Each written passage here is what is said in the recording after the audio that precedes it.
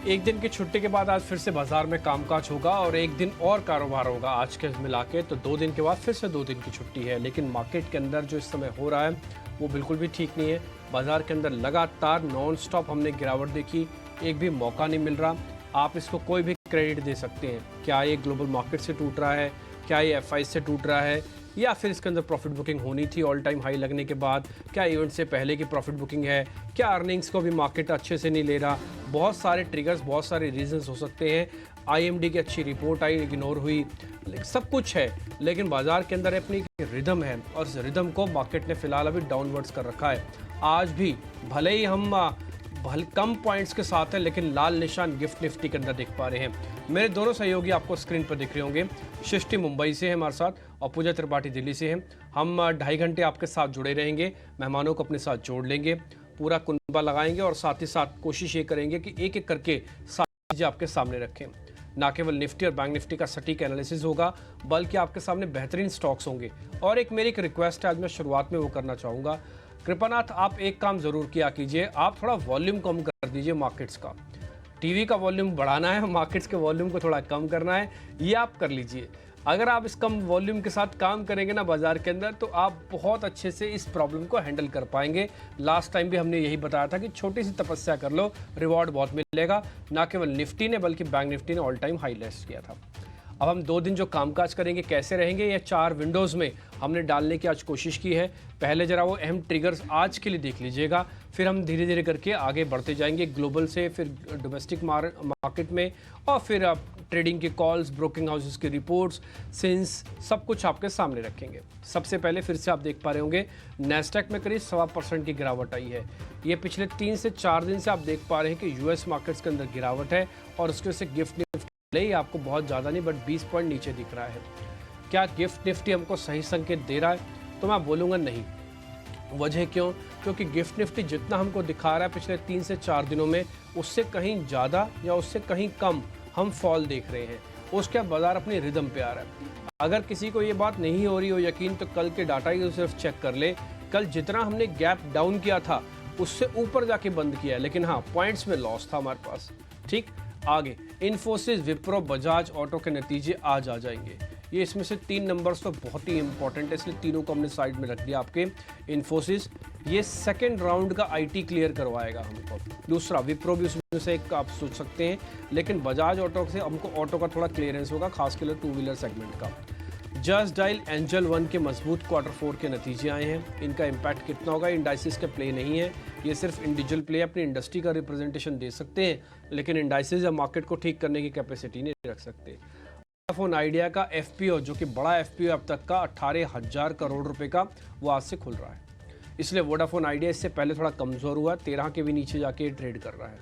ये एफपीओ क्योंकि जो रेट आया था वो 10 से 11 रुपये का आया हुआ है, तो क्या 10 से 11 तक पहुंचेगा या उससे पहले घूम जाएगा, ये सब कुछ हम आपके सामने एनालिसिस के तौर पर रखेंगे।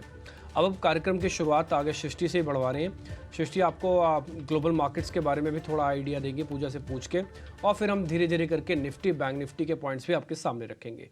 सृष्टि जी बिल्कुल, वेरी गुड मॉर्निंग डिम्पी और पूजा, आप दोनों को ही और हमारे सभी दर्शकों को। और ग्लोबल मार्केट्स की बात करें तो जी हाँ, जो कमजोरी देखने को मिल रही है हमें भारतीय बाजारों में, काफ़ी असर जो है उसका ग्लोबल मार्केट्स की वजह से भी है। एफआईआईज की सेलिंग भी बरकरार है। और पूजा, पिछले 2 दिनों में हालांकि बहुत ज़्यादा एक्शन तो नहीं हुआ, दोनों ही इंडेक्स में, अगर डाउ की बात करें या फिर नैस्डैक की बात करें, पर कोई भी पॉजिटिव संकेत तो फिलहाल नहीं दिख रहे हैं। दोनों चीज़ें हैं, पॉजिटिव संकेत तो नहीं है, लेकिन बहुत ज़्यादा नेगेटिव संकेत भी नहीं आ रहे हैं। तो अगर कुल मिलाकर बात करें, अगर ग्लोबल बाजार के संकेतों को सम अप करने की कोशिश करें, तो बीच में जो हम देख रहे थे कि युद्ध की चिंता हावी थी बाजार पर, ईरान इजराइल के बीच जो टेंशन बढ़ रही थी, जियोपॉलिटिकल टेंशन बढ़ रही थी, अब वहाँ से फोकस धीरे धीरे शिफ्ट होकर वापस से स्टॉक स्पेसिफिक अर्निंग्स और ब्याज दरों पर आ चुका है बाजार का। तो अब उस पर मार्केट रिएक्ट कर रहे हैं। तो स्टॉक स्पेसिफिक एक्शन काफ़ी हुआ, जिसमें कि टेक शेयरों का हमने रिएक्शन देखा, और साथ ही साथ फेड चेयरमैन के भी कुछ फ्रेश बयान आए हैं, उस पर भी बाजार ने रिएक्ट किया है। तो बहुत ज़्यादा नेगेटिव संकेत तो नहीं है, पॉजिटिव भी नहीं है, कह सकते हैं कि बाजार अब धीरे धीरे संभलता हुआ नजर आया। हालांकि हमने देखा कि कल भी अगर संकेतों की बात करें तो कल भी अमेरिकी बाजारों में वीकनेस ही देखने को मिली और S&P 500 और नैस्डैक में लगातार चौथे दिन गिरावट थी। और जनवरी से लेकर अभी देखेंगे तो S&P 500 और नैस्डैक में सबसे लंबा दौर था ये गिरावट का। इसमें मेगा टेक शेयरों में सबसे ज़्यादा गिरावट आई, जिसमें कि नेटफ्लिक्स, मेटा, एप्पल और माइक्रोसॉफ्ट जैसे स्टॉक्स लाल निशान में बंद हुए। वहीं कुछ और स्टॉक स्पेसिफिक एक्शन की बात करें तो अब वहाँ पर नतीजे आना भी शुरू हो चुके हैं। तो यूनाइटेड एयरलाइंस के जो नतीजे आए वो काफ़ी पॉजिटिव थे, 17% की बढ़त उसके बाद देखने को मिली। अनुमान से बेहतर नतीजे आए हैं और एयरलाइन कंपनियों के नतीजे जब अच्छे आते हैं तो कहीं ना कहीं इकोनॉमी में और मजबूती के संकेत ये शो करता है। इसके अलावा आज बेरोजगारी के आंकड़े भी आएंगे और घरों की बिक्री के आंकड़े भी आएंगे, तो उस पर भी हमारे फोकस रहेगा।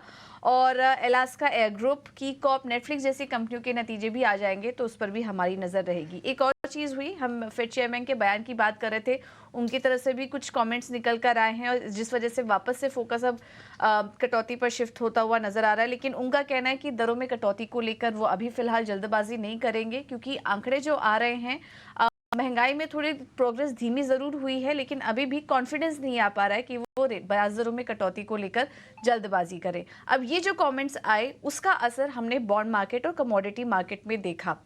दो चीज़ें हुई, एक तो ईरान इजराइल के बीच जो टेंशन थी वो थोड़ी कम होते हुए नज़र आई।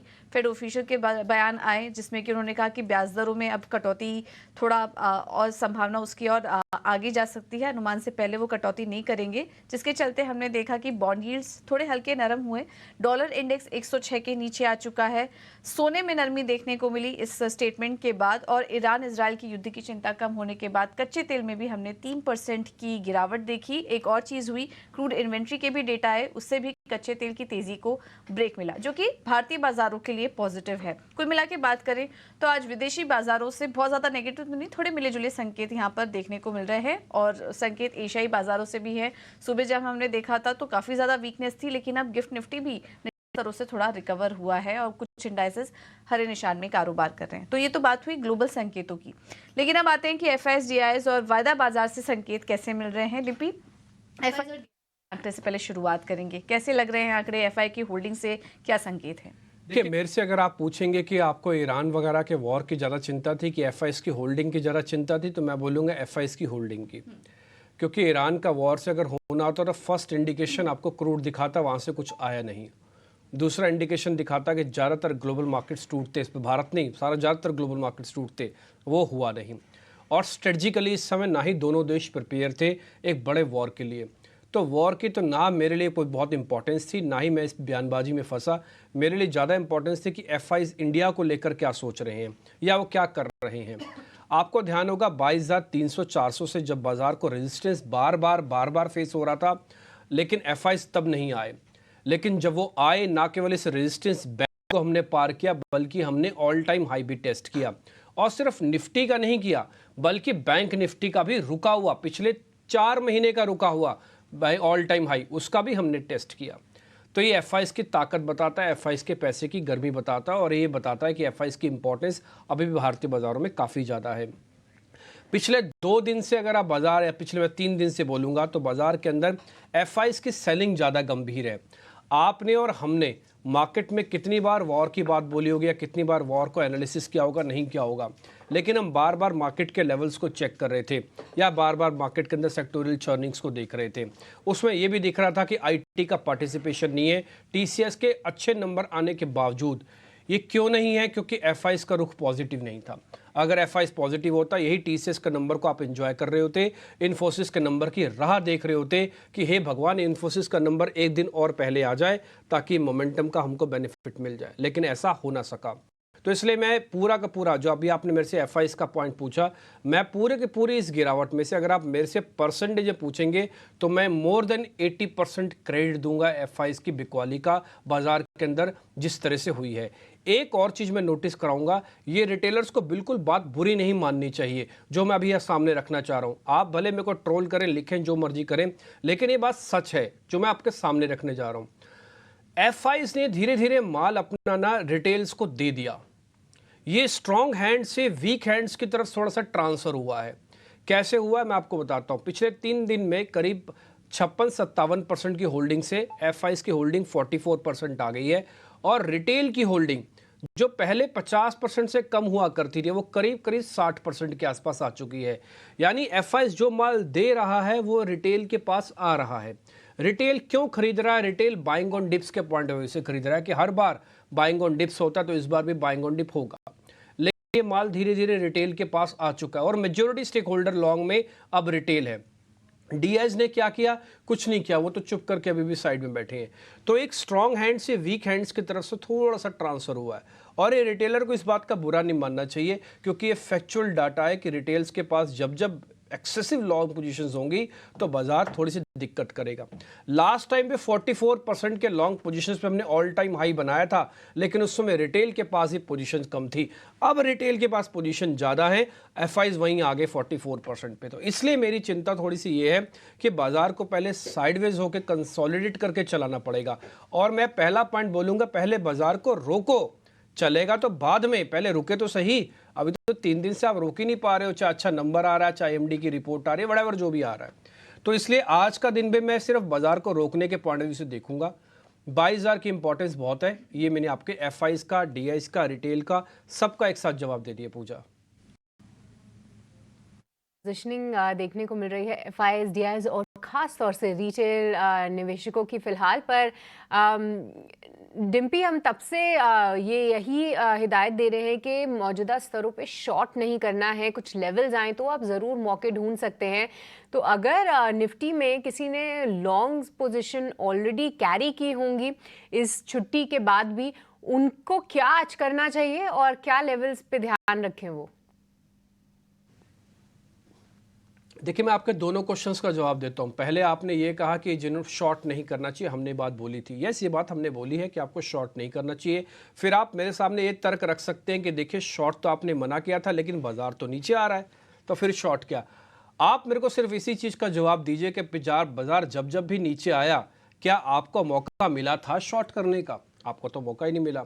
वो क्यों नहीं मिला? क्योंकि 2 दिन से मार्केट तो गैप डाउन हो रहा था, और एक गैप डाउन छोटा मोटा नहीं हो रहा था, 150 पॉइंट का गैप डाउन हो रहा था। एक और चीज मैं आपको क्लियर कर देता हूं, अगर आप सिर्फ कल का ही शॉर्ट पोजीशंस ली है, मान लीजिए कल आपने शॉर्ट की होती छुट्टी से एक दिन पहले, यानी कि मंगलवार को, तो आपने तब भी लॉस ही उठाया है, क्योंकि जितना आप नीचे गिरे थे उतना तो आप बंद ही नहीं हुए। आप बंद हुए 124 पॉइंट नीचे जाके, और आपका जो पहला टिक आया था वो आया था 165 पॉइंट का। तो आपने अगर खुलते शॉर्ट किया तब भी आप लॉस में थे। इसलिए मैं बोलूंगा, शॉर्ट करने की अपॉर्चुनिटी भी मार्केट गैप डाउन से किल कर रहा है।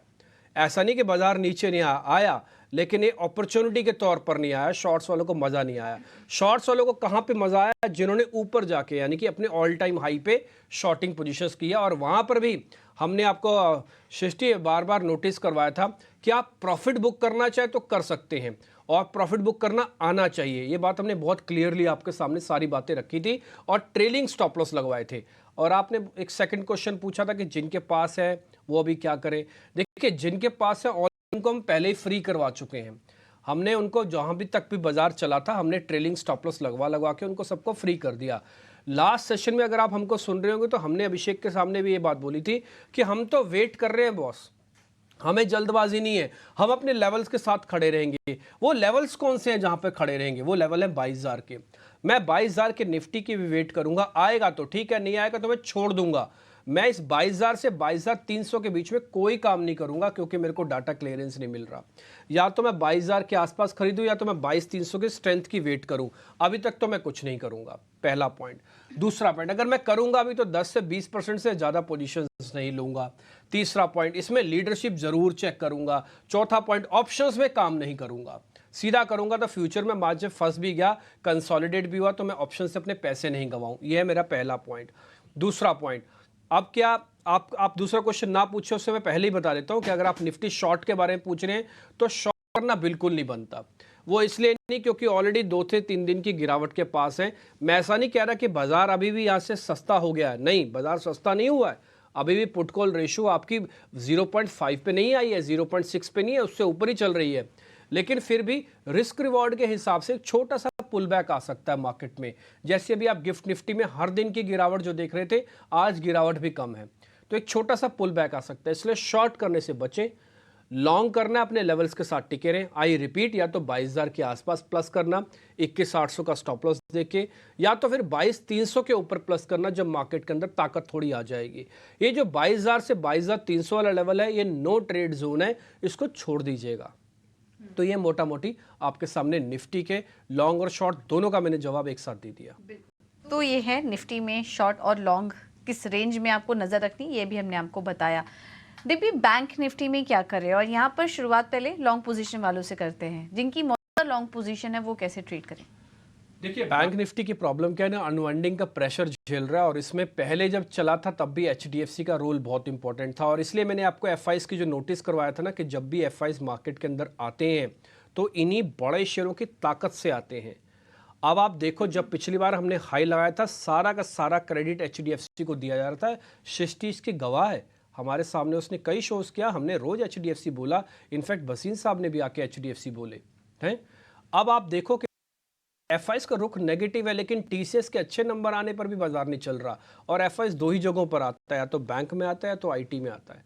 अब आपके बहुत स्पेसिफिक क्वेश्चन का आंसर देता हूं कि जिसने निफ्टी लॉन्ग नहीं किया या करके बैठे हैं वो क्या करें। देखिए, दोनों के लिए अलग अलग आंसर्स हैं। जिनके पास बैंक निफ्टियां थी, ऑलरेडी हमने स्टॉप लॉस लगवा के, ट्रेलिंग स्टॉप लॉस लगवा के, स्टॉप लॉस नहीं, ट्रेलिंग स्टॉप लॉस पैसा बनवा के फ्री करवाया, वो ऑलरेडी हम उनको फ्री करवा चुके हैं और बोल रहे हैं उनसे कि आराम से बैठ जाओ। बैठना कहाँ है, आपको 300-400 पॉइंट के और क्रैक आ सकते हैं। मैं वजह बताता हूँ, क्योंकि पुट कॉल रेशियो जो है वो 80 के थोड़ा ऊपर आके रुक गई है, तो अभी आपको पुट कॉल रेशियो के हिसाब से थोड़ा सा अभी वेट करना चाहिए। 300-400 पॉइंट बैंक निफ्टी नीचे आ सकता है, तो 47,000 के आसपास अगर बैंक निफ्टी आता है तब आप प्लस करना। 100-150 पॉइंट का एक छोटा सा स्टॉप लॉस दे देना। 47,500 47,800 का आपका टारगेट होगा। आई रिपीट, ये जो पुल बैक होंगे ये कन्विक्शन वाले पुल बैक नहीं है, ये छोटे छोटे से पुल बैक है। अभी तो बाजार को बहुत मेहनत करनी पड़ेगी अब ऑल टाइम हाई पर लेके आने में। तो इसलिए जिनके पास लॉन्ग पोजीशंस नहीं है उनको भी थोड़ा वेट करना चाहिए, और डिप में किसी में खरीदारी करनी चाहिए, और जिनके पास शॉर्ट की पोजीशंस है उनको कैरी करना चाहिए। 47,000 तक के अपने आने पर लेवल अपने वो भी प्रॉफिट बुक कर लें। देखिए, शॉर्ट वालों को भी प्रॉफिट बुक करना आना चाहिए, और वो 47,000 के आसपास आके प्रॉफिट बुक कर सकते हैं। तो मैंने आपको एक क्वेश्चन एक पूछा, मैंने जवाब दो दे दिए, इसलिए इस चैप्टर को यहीं क्लोज करते हुए मेहमानों की तरफ हम आगे बढ़ेंगे। निफ्टी और बैंक निफ्टी का मोटा मोटी आंकलन हमने आपके सामने रख दिया। मैं वापस से मुंबई स्टूडियो सृष्टि के पास चल रहा हूं, ताकि वो मेहमानों को ज़्यादा वेट ना कराएं और जल्दी जल्दी उनसे उनकी कॉल्स वगैरह पूछना शुरू करें। सृष्टि, ठीक है, तो ये राय निफ्टी और बैंक निफ्टी दोनों के ही आपको लेवल्स भी बता दिए गए हैं। साथ ही साथ ये भी हमने हाईलाइट किया कि जैसे कि हमने देखा था कि एचडीएफसी बैंक का काफ़ी अच्छा सपोर्ट था, फिलहाल वो जो पुश है नहीं आ रहा है, तो इसीलिए लेवल्स का वेट करें और देखते हैं कि अब लार्ज कैप स्टॉक्स जो हैं किस तरीके से सपोर्ट करते हैं मार्केट की चाल आगे को। फिलहाल गिफ्ट निफ्टी सपाट ही दिख रहा है, और अभी देखिए फिर से हरे निशान में आता हुआ दिख रहा है। 22,200 के लेवल्स जो हैं फिलहाल गिफ्ट निफ्टी दिखा रहा है। पर चलिए अब आगे बढ़ेंगे और हमारे मेहमानों का भी स्वागत करेंगे शो में, और समझते हैं कि आज क्या वो रणनीति अपनाएंगे, साथ ही साथ स्टॉक स्पेसिफिक कहां पे आ रही हैं। स्वागत करना चाहेंगे किरण जानी और अंशुल जैन का। कुछ ही समय में और भी हमारे मेहमान हमारे साथ जुड़ेंगे। Very good morning to both of you. And Anshul, सबसे पहले आपसे समझना चाहेंगे आज की बाजार की चाल आप कैसे देख रहे हैं, क्विकली एक बार इस पे हाईलाइट दीजिए, और साथ ही स्टॉक्स के लिहाज से कहां पे दिख सकता है एक्शन, और साथ ही साथ कॉन्ग्रेचुलेशन लीजिए आपके कॉफी डे के कॉल को, क्योंकि उस दिन इंट्रा डे काफी अच्छा मूव इसने भी दिखाया। नमस्कार सृष्टि जी, नमस्कार पूजा जी, नमस्कार डिम्पी जी। सृष्टि जी, देखिए हमारे पास लगभग 1 लाख से ऊपर रिटेल क्लाइंट है, और जनरली रोज मैं 10 से 20 रिटेल क्लाइंट से बात करता हूँ, तो बहुत ज़्यादा उनको एग्जाम्पल्स के साथ समझ में आता है। तो जैसे डिम्पी जी ने अभी कहा कि बाजार ऑल टाइम हाई से नीचे आ रहा है, इतना गिर गया है, तो रिटेल के दिमाग में जनरली ये रहता है कि शॉर्ट क्यों नहीं कराया गया, या ईटी नाउ पे बार बार शॉर्ट रिकमेंड क्यों नहीं किया, जबकि बाजार ऊपर से नीचे आ गया। मैं 1 मिनट समय लूंगा और इसको एक बहुत छोटे एग्जांपल से आपको बताऊंगा कि पेट्रोनेट एलएनजी अगर आप देखें, तो मुझे याद है कि अक्टूबर के महीने में रेगुलरली डिम्पी जी मना करते थे कि नीचे आ रहा है लेकिन इसको शॉर्ट नहीं करना है। ये नीचे इसलिए आ रहा है कि ये ऊपर जाएगा। पूरे महीने में 16% गिरा था, और open interest all time high पे गया था। और वहां से आप देखिए 3 महीने में स्टॉक ने 190 रुपए करीब से लेके 280 रुपए तक की रैली ली थी। तो रिटेल जो पुल बैक में शॉर्ट किया था, उसी की शॉर्ट कवरिंग के सहारे इस स्टॉक में लगभग 100-125 पॉइंट की रैली बनी थी। एग्जैक्टली वही अभी निफ्टी में होते हुए दिख रहा है। ऑल टाइम हाई से करेक्शन जरूर आ रहा है। ओपन इंटरेस्ट रिटेल का लॉन्ग हो रहा है। रिटेल इस चीज में पूरी तरीके से फंसता जा रहा है और एफआईआई अपना माल छोड़ता जा रहा है, जैसा अभी डिम्पी जी ने बताया। तो अब हम मेजर सपोर्ट्स के आसपास है। 22,100 बहुत मेजर सपोर्ट है। 22,100 150 की जोन, इस जोन में आपको रिजेक्शन पे लॉन्ग देखना चाहिए। पहले तो गैप कवर करने 22,260 के अराउंड मार्केट आएगा, वहां पे एक बार के लिए प्रॉफिट बुकिंग कर लेनी चाहिए। बैंक निफ्टी में भी 47,000 जैसा डिम्पी जी ने बताया बहुत मेजर सपोर्ट है, और ऑप्शन डेटा भी ये सजेस्ट कर रहा है कि 47,000 किसी भी कीमत पे फिलहाल टूटता हुआ नहीं दिख रहा है। तो समवेयर अराउंड 47,250 के अराउंड मिल जाता है बैंक निफ्टी, तो वहां से भी लॉन्ग करके चलना चाहिए। 47,000 का सीरीज का स्टॉप लॉस लगा सकते हैं। ऊपर में पहला टारगेट जो रहेगा स्विंग हाई 48,000 के अराउंड रहेगा। तो डिप्स पे बाइंग ही देखना चाहिए। बहुत ज्यादा यहाँ पे इन सपोर्ट लेवल्स पे मैं शॉर्ट नहीं देख रहा हूँ। तो मार्केट में यहाँ से मुझे बाउंस बैक दिख रहा है, बट थोड़ा सा डिप और ले ले, उसके बाद बाइंग यहाँ पे रिजेक्शन कैंडल पे बनना स्टार्ट हो जाएगी। ये है निफ्टी और बैंक निफ्टी पर नजरिया। अंशुल जी, इसके अलावा आपके ट्रेडिंग आइडियाज भी बताइए। देखिए, दो बाई कॉल दूंगा। पहला है Adani power. Last time Adani power by दिया था, वहां से 20-22% चल के टारगेट कंप्लीट किया था, और अब उसी पैटर्न को रीटेस्ट करने वापस आया है। 3 महीने की इनसाइड बार है। स्विंग हाई 2 हफ्ते डाउनफॉल लेके रीटेस्ट किया है। वॉल्यूम्स एकदम ड्राइड अप थे डाउनफॉल में, तो यहाँ से फ्रेश बाइंग करनी चाहिए। 600 रुपए पे 570 रुपए का क्लोजिंग बेसिस का स्टॉप लॉस रहेगा। इमीडिएट टारगेट 2 से 3 हफ्ते में 675 का रहेगा, और 2 से 3 महीने का समय देते हैं तो 750 प्लस लेवल्स मिलेंगे। दूसरा काउंटर बाइंग दूंगा मदरसन पे। इसमें 77 मंथ्स या 333 वीक्स का एक बड़ा कप एंड हैंडल पैटर्न बना है। 124 125 का एक रेजिस्टेंस जोन है, इसको क्रॉस होते से स्टॉक को बाई करना चाहिए। 120 रुपए का स्टॉप लॉस रहेगा। 132 रुपए का इमीडिएट टारगेट रहेगा। लेकिन 3 से 4 महीने का अगर समय देते हैं तो ये स्टॉक 200 रुपए प्लस के लेवल्स दिखा सकता है। तो दोनों स्टॉक को 50% जो टारगेट दिया है वहां बुक करके बाकी 50% पोजिशन 2 से 3 महीने कैरी करना चाहिए। ठीक है, ये कुछ हद तक का स्विंग, कुछ हद तक आपका इन्वेस्टमेंट्स, दोनों के हिसाब से दिए गए ट्रेड हैं। और अंशुल जी के मैं बोलूँगा कि इन्होंने अदानी ग्रुप पे अच्छी पकड़ बना रखी है। अदानी ग्रुप के शेयर्स जब भी थोड़ा बहुत भी मूवमेंट देने को तैयार होते हैं ना, तो ये अच्छे से उसको आपके सामने रखते हैं। और आज भी इनके ग्रुप में अडानी पावर पे नज़र है। तो 570 का स्टॉप लॉस, 675 का टारगेट है। इसको ज़रूर नोटिस कीजिएगा, मैं भी नोटिस करूंगा आपके साथ ही। मैं अपने टर्मिनल पे इसको सबसे ऊपर आज डाल देता हूँ। दूसरा मदरसन सुमी, आज ना बजाज ऑटो के नंबर्स भी आने हैं, ये बड़ा क्रिटिकल हो जाएगा बजाज ऑटो के नंबर। हालांकि मदरसन और बजाज का बिजनेस ज़मीन और आसमान का फ़र्क है, लेकिन फिर भी एक बार ना इम्पैक्ट पूरे ऑटो सेगमेंट पे भी आता है आजकल। इसकी क्लोजिंग ठीक हुई है, ठीक। तो मदरसन सुमी भी, यानी कि संवर्धना मदरसन हो गया इसका नाम अब। तो संवर्धना मदरसन, ये भी आप अपनी नोटिस में रखिएगा। मेरे लिए अडानी पावर ज़्यादा इंपॉर्टेंट है, और मेरे को इस समय रिक्वायरमेंट भी है। बाजार को रोकने के लिए अडानी और अंबानी के ग्रुप के शेयर्स का चलना बहुत ज़रूरी है, और इस समय अडानी ग्रुप में से अडानी पावर की इंपॉर्टेंस भी है। आगे बढ़े, किरण सर से उनके ट्रेड ले लेते हैं। किरण सर, गुड मॉर्निंग। जरा बताएं आपके सौदे कौन से आज के ओपनिंग के sir? Very good morning everyone. So overall अगर हम इंडाइसेस की बात करें तो कहीं ना कहीं एक एक्सट्रीम ओवरसोल्ड टेरिटरी में है, तो वी आर नियर बॉटम। अब बॉटम फिशिंग तो नहीं करते, लेकिन स्क्रिप्ट वाइज अगर हम देखें तो हमें लग रहा है कि प्रीवियस ब्रेकआउट के आसपास जो स्क्रिप्ट अवेलेबल है वहां पे हमें एक बार बाइंग अपॉर्चुनिटी देखनी चाहिए। तो आज हम लार्ज कैप के साथ जाएंगे एचडीएफसी बैंक। एचडीएफसी बैंक हमने लास्ट ट्रेडिंग सेशन में देखा था कि ओवरऑल मार्केट भले ही खराब था, लेकिन एचडीएफसी बैंक में एक नीचे के लेवल से रिबाउंड दिखा था। अब जिस लेवल से रिबाउंड आ रहा है वहां पे उसके प्रीवियस असेंडिंग ट्रायंगल पैटर्न का ब्रेकआउट हमें देखने को मिल रहा है। तो देयर आर चांसेस कि अगर आजकल में बॉटम बनता है तो HDFC bank can be the leader. तो डेली चार्ट के ऊपर जैसे हमने बताया असेंडिंग ट्रायंगल पैटर्न का ब्रेकआउट का रीटेस्ट, साथ ही साथ आप मोमेंटम इंडिकेटर देखोगे तो इंट्राडे चार्ट्स के ऊपर वहां पे एक बुलिश डाइवर्जेंस भी देखने को मिल रहा है। सो 1500-1510 के बीच में आप लॉन्ग कीजिए। 1540-45 तक का हमें टारगेट देखने को मिल रहा है, जो 3 से 4 दिन में आ सकता है। तो इंट्राडे एज वेल एज 2-3 दिन का नजरिया रख के एचडीएफसी बैंक बाय करो, and 1494 as a stop loss हम मेंटेन करेंगे। सो हमारा पहला कॉल एचडीएफसी बैंक है। दूसरा LIC इंश्योरेंस, यहाँ पे अगर आप देखोगे तो इंट्राडे चार्ट्स के ऊपर एक कप एंड हैंडल पैटर्न बना हुआ था। स्टॉक 1000 तक की रैली दी, लेकिन सस्टेन नहीं कर पाया और ओवरऑल मार्केट जैसे खराब है, वो वापस अपने जो ब्रेकआउट लेवल है 970 960 उसके आसपास रीटेस्ट कर रहे हैं। तो ये भी थोड़े पोजिशनल आउटलुक के साथ आप अगर एक आध वीक का टाइम दे सकते हो तो इंट्राडे एज वेल एज एक आध वीक के टाइम के साथ आप LIC इंश्योरेंस बाय कीजिए। 970 के आसपास की क्लोजिंग है, 1040 तक का हमें लग रहा है कि टारगेट आ सकता है and 940 as a stop loss हम मेंटेन करेंगे। तो HDFC bank and LIC insurance दो हमारे प्रेफर्ड पिक रहेंगे बाई साइड की तरफ। इंश्योरेंस पे मेरे को आपका शेयर इस समय काफ़ी पसंद आया। एक तो ये देखिए सीधा सीधा सरकारी कंपनी है, दूसरा इसका एक सब्सिडरी कंपनी है जो हाउसिंग फाइनेंस में है, LIC हाउसिंग फाइनेंस, वो ब्रेकआउट कर रहा है।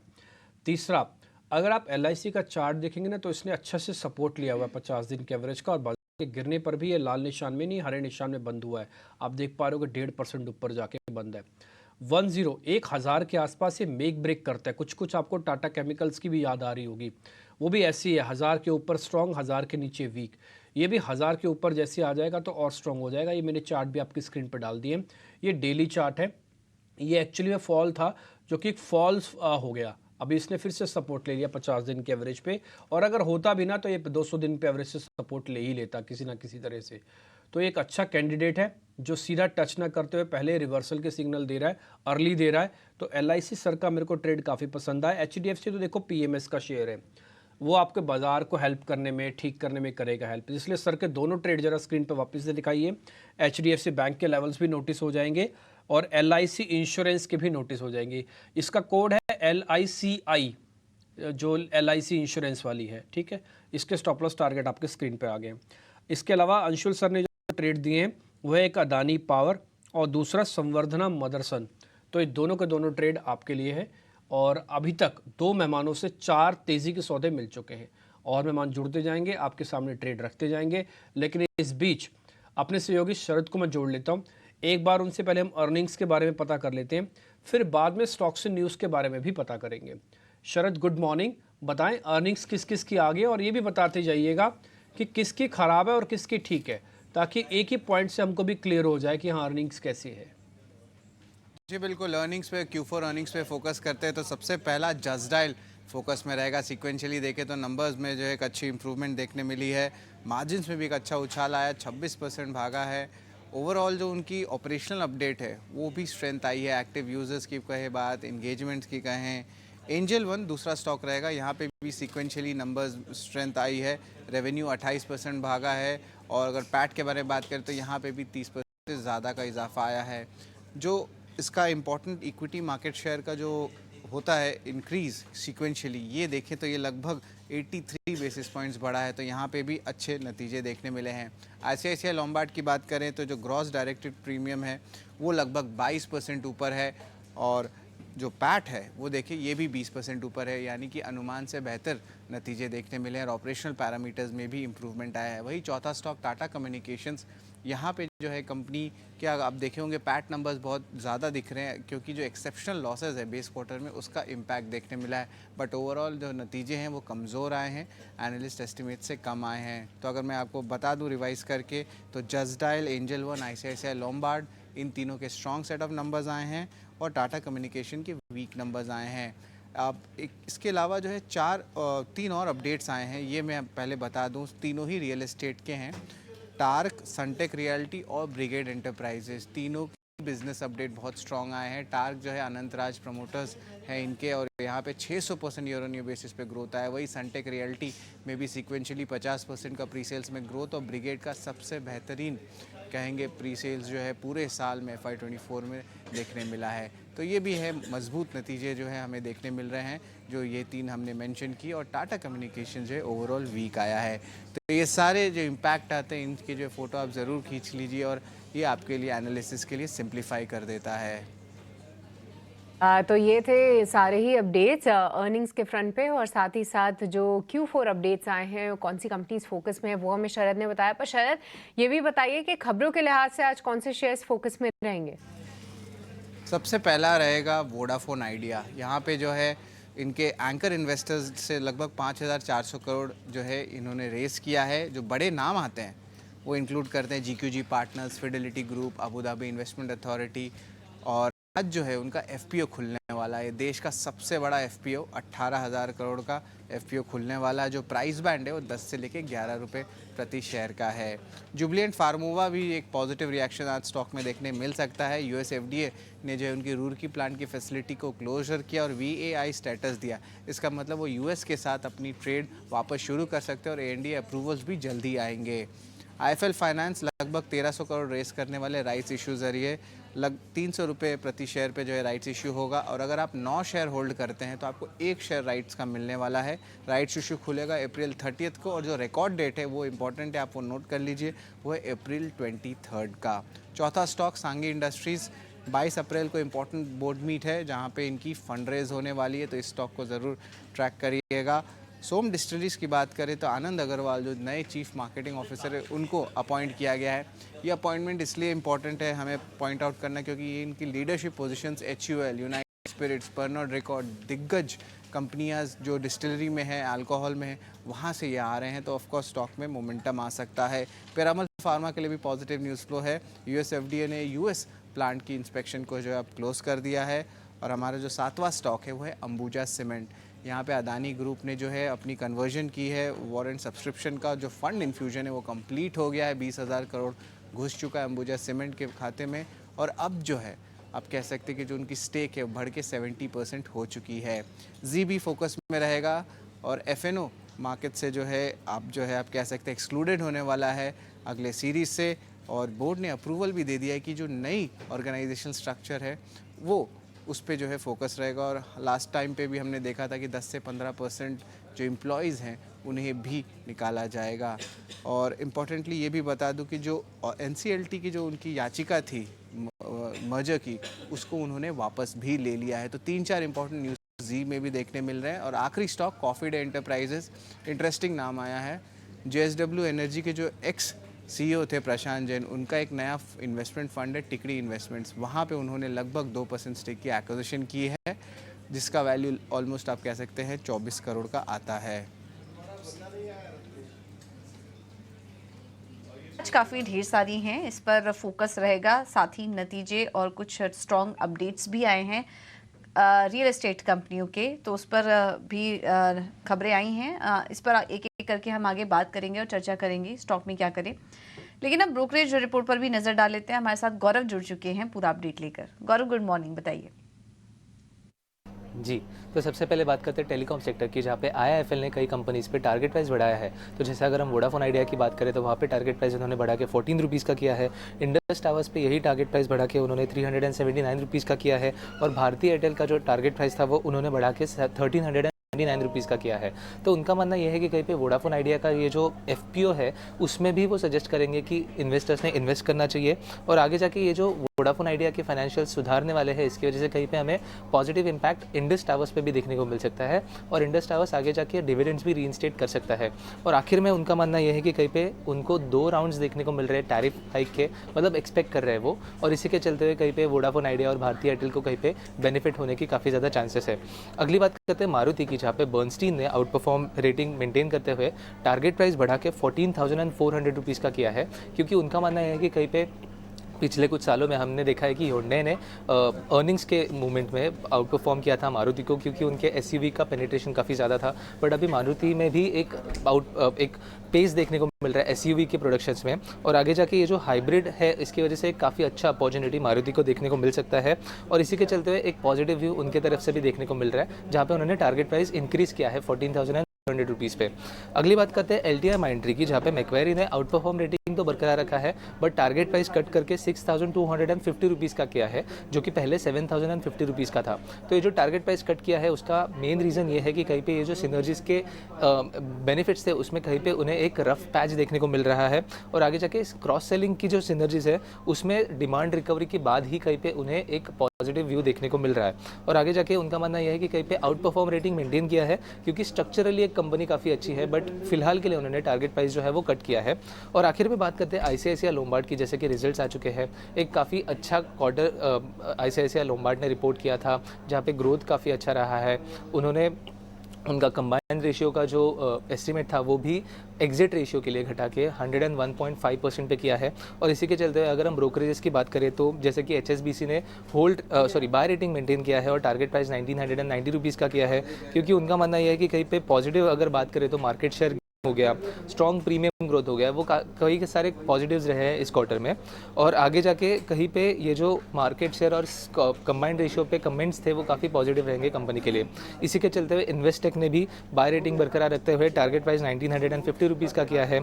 और मैक्वेरी की अगर बात करें तो वहाँ पर उन्होंने अंडर परफॉर्म रेटिंग मेंटेन करते हुए टारगेट प्राइस 1100 रुपीज़ का दिया है, क्योंकि उनका मानना यह है कि कहीं पे पैट में तो इंप्रूवमेंट हमें देखने को मिला था, बट अगर हम वैल्यूएशंस की बात करें तो फिलहाल के लिए ये जो स्टॉक है वो 6.1 times price to book ratio पे ट्रेड करता है, जो कि मैक्वेरी के हिसाब से थोड़ा ऊपर के रेंज पे है और इसीलिए उन्होंने अंडर परफॉर्म रेटिंग मेंटेन रखा है। तो आगे जाके ये कंपनीज पे नज़र रखना काफ़ी इंपॉर्टेंट रहेगा, क्योंकि एक काफ़ी स्ट्रॉन्ग व्यू हमें देखने को मिल रहा है ब्रोकरेजेस की तरफ से। ठीक है गौरव, बहुत शुक्रिया, थैंक यू वेरी मच ये पूरी जानकारी देने के लिए। कुल मिला के आपने रिपोर्ट्स, आपने खबरों वाले शेयर्स और आपने जो नंबर्स अब तक आए हैं, जो स्ट्रॉन्ग और वीक नंबर्स, उसकी एक प्लेट एक बार वापस से दिखा देना। मैं फिर से रिपीट करता हूँ, इस प्लेट का ना भरपूर फ़ायदा उठाओ। हमारे प्रोड्यूसर, हमारे रिसर्चर दोनों बड़ी मेहनत करके प्लेट को डिज़ाइन करते हैं, थोड़ा समय लगता है इसमें, लेकिन आपके बहुत काम की प्लेट होती है।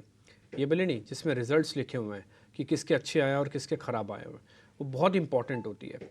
उसके अंदर आपको ना आइडिया लग जाएगा कि अच्छा किसके रिजल्ट्स ख़राब आए, किसके अच्छे आए हैं।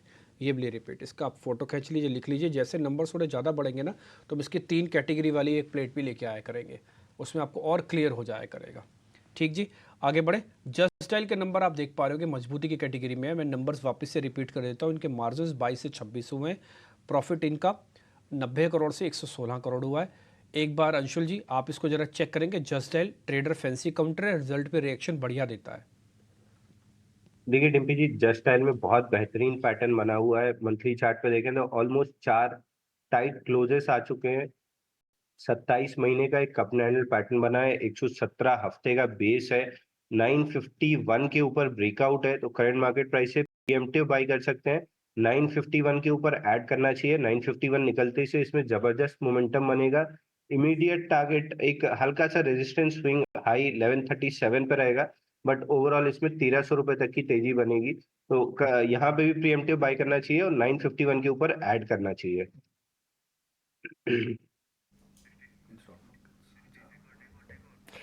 ठीक है, तो ये रणनीति आज के लिए जस्ट डायल के लिहाज से। पर चलिए अब आगे बढ़ते हैं और समझते हैं कि बाजार के लिए बिग ट्रेंड्स कहाँ पे आ रहे हैं और आज के लिए भी आपकी क्या होनी चाहिए रणनीति। रुक करेंगे हमारे अगले सेगमेंट निकुंज की नज़र का।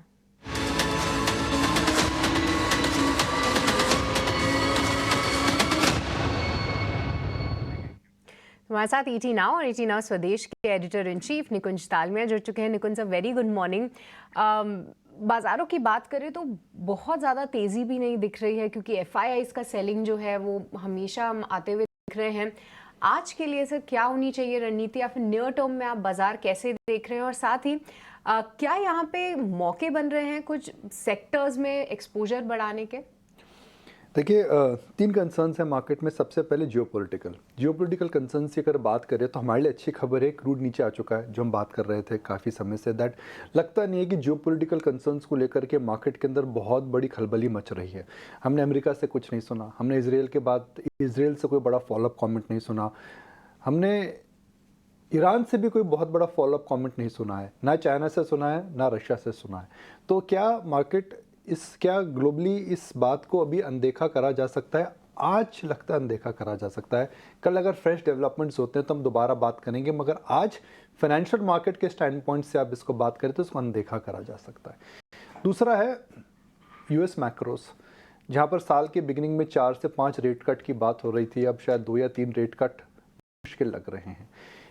रेट कट की वजह से यील्ड्स बढ़ रही हैं, 4.5 4.6 वहाँ तक यील्ड्स जा चुकी हैं।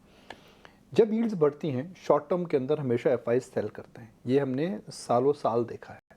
या तो वैल्यूएशंस आपके मार्केट के बहुत अट्रैक्टिव होते हैं, या फिर अगर अट्रैक्टिव नहीं होते हैं तो मार्केट के अंदर FI सेलिंग आती है, तो FI की सेलिंग आ रही है। FI की सेलिंग इस समय एक प्रकार का पैटर्न क्रिएट कर रही है, जिसकी वजह से लार्ज कैप स्टॉक्स इस समय कैप हो रहे हैं।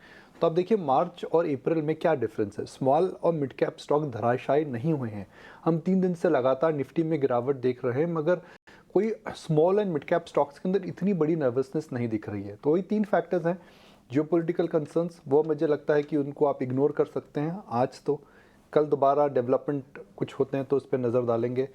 यूएस मैक्रो, वो मेरे हिसाब से सबसे बड़ा मूविंग पार्ट है, जिसकी वजह से एफआई सेल कर रहे हैं, जिसकी वजह से लार्ज कैप कहीं नहीं जा रहे हैं और जिसकी वजह से स्मॉल कैप बढ़ रहे हैं। स्मॉल कैप इसलिए नहीं गिर रहे हैं because India story appeal strong है, एपेटाइट नीचे है, डीआई के पास पैसा है और अर्निंग सीजन सो फार जो है इतना खराब नहीं है।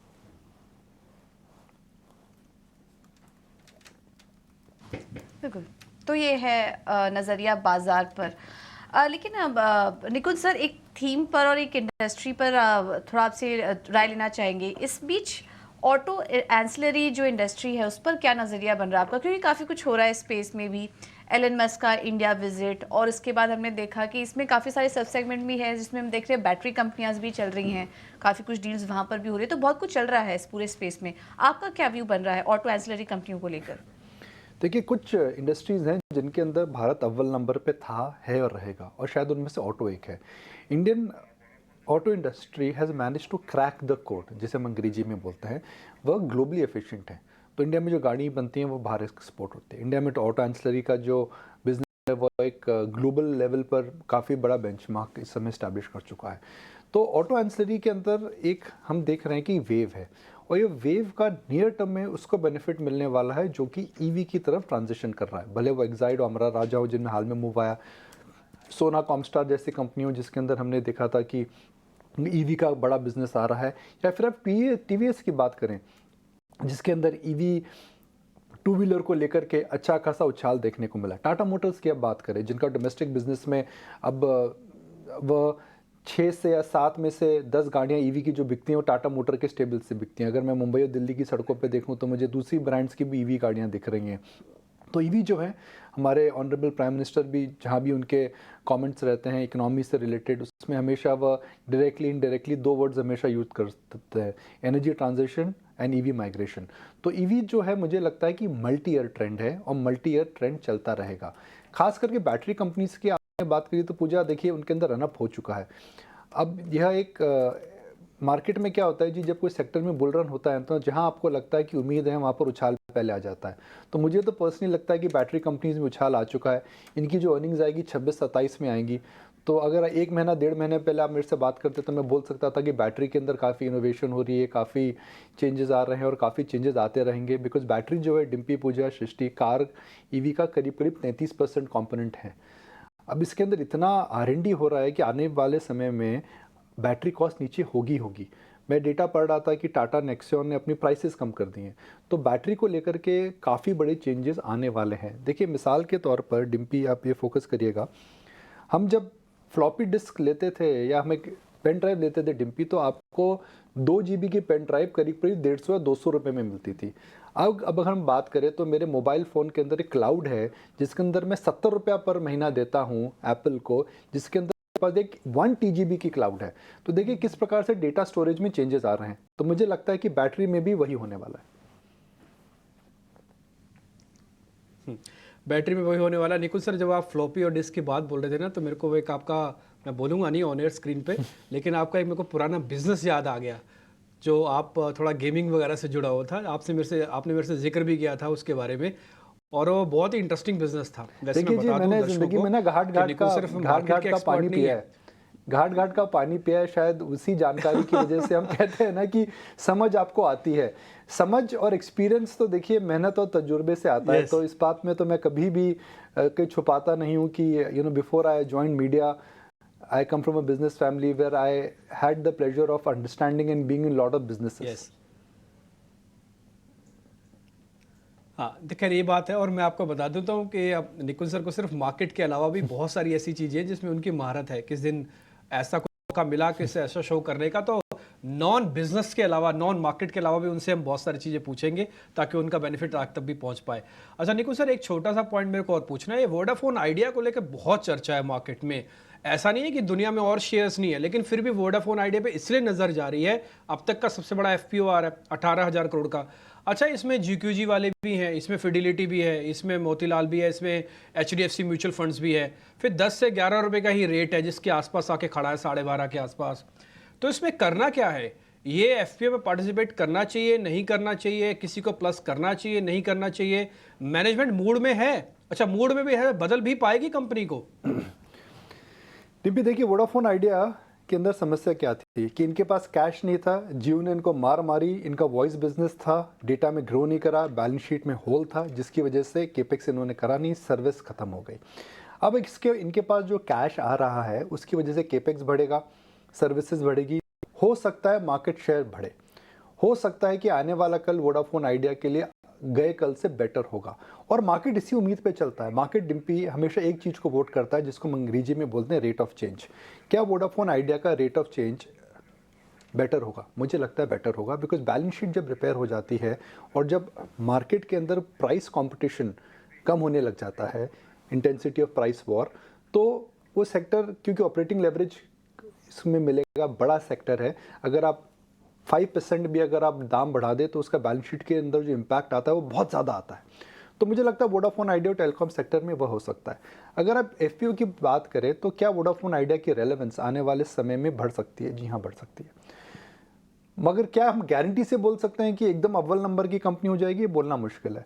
तो आप 10 रुपये के आसपास, 10.5 के आसपास अगर आप शेयर आपको मिलता है तो आपकी डाउनसाइड कम है, आपकी अपसाइड ज़्यादा है, मगर इसमें आपको पेशेंस रखनी पड़ेगी। आप इसके अंदर ये के ना लें कि आपको FPO में 10 रुपये में मिल रहा है और जब आपको एलोकेशन मिलेगा 4 दिन में फ्लिप करके आप इसके अंदर गेन कर लेंगे। आप उस उम्मीद से आ रहे हैं तो शायद इसके अंदर ये बोलना बहुत मुश्किल है, बिकॉज ये FNO में भी ट्रेड कर रहा है, आर्बिट्राज जिसके अंदर ऑलरेडी चालू हो चुका है। आप जो सोच रहे हैं बहुत लोग वो सोच रहे हैं, मगर आप ये सोच के आ रहे हैं कि भाई 10 रुपये में खोने के लिए क्या 15 से 20% है, क्या कमाने के लिए उससे ज़्यादा है? जी हाँ, हो सकता है, बिकॉज जैसा मैंने समझाया कि टैरिफ के इश्यूज़ खत्म हो रहे हैं, बैलेंस शीट के इश्यूज़ खत्म हो रहे हैं, केपेक्स के लिए अगर आता है तो मार्केट शेयर गेन हो सकता है। तो क्या वोडाफोन आइडिया का रेलेवेंस जो एक वीक नंबर 3 है, क्या कोई स्ट्रॉन्ग नंबर 3 हो सकता है? अगर वो हो सकता है तो स्टॉक के अंदर आने वाले समय में वेल्थ बनेगी।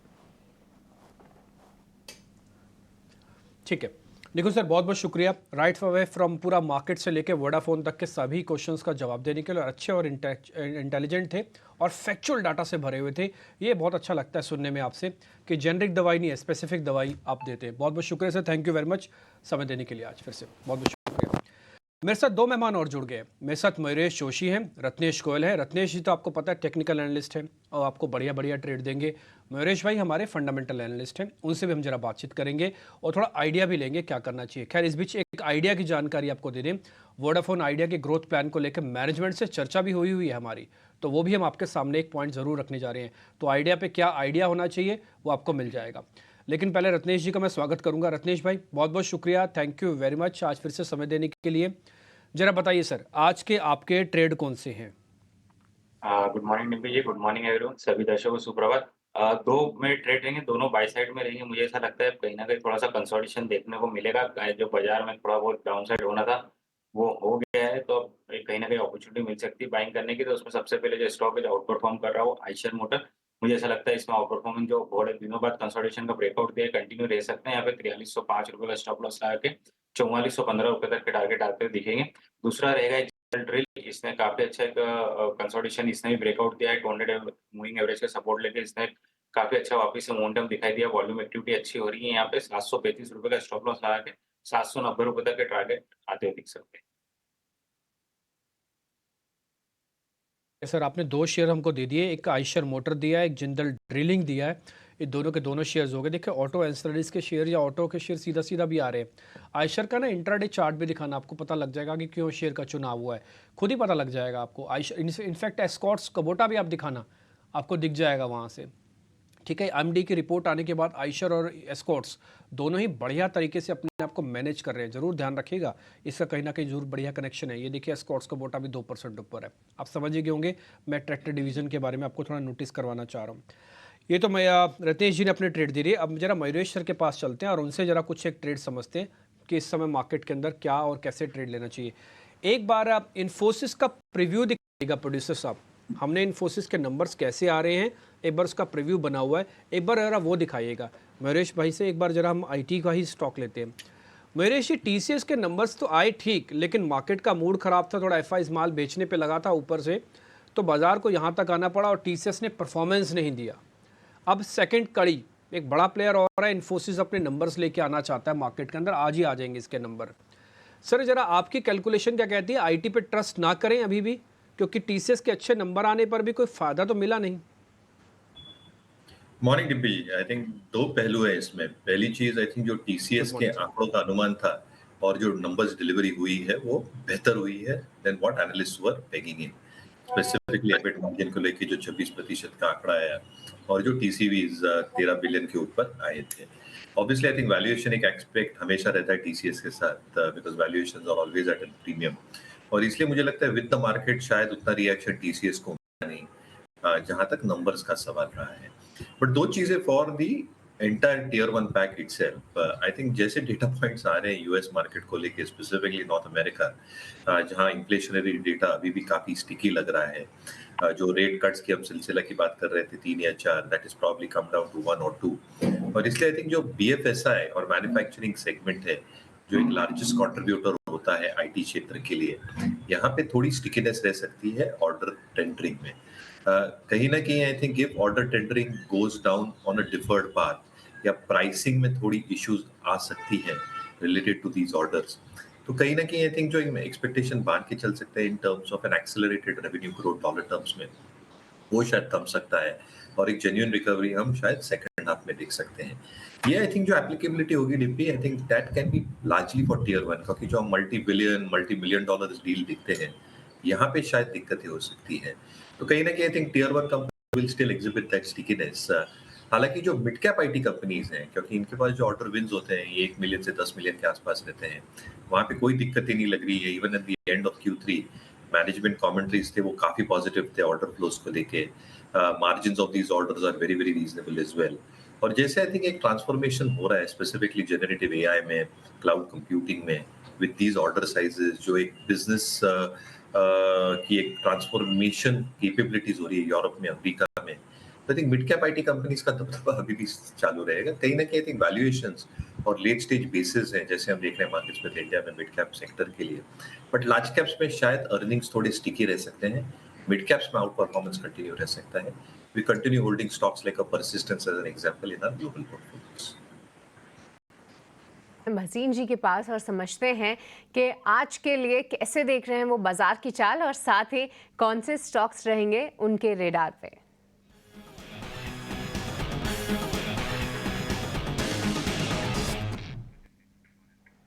वसीम जी वेरी गुड मॉर्निंग। बताइए कि आज बाजार के लिए कैसी आप चाल देख रहे हैं, क्योंकि कुछ दिनों से आप थोड़े कॉशियस स्टांस में ज़रूर थे।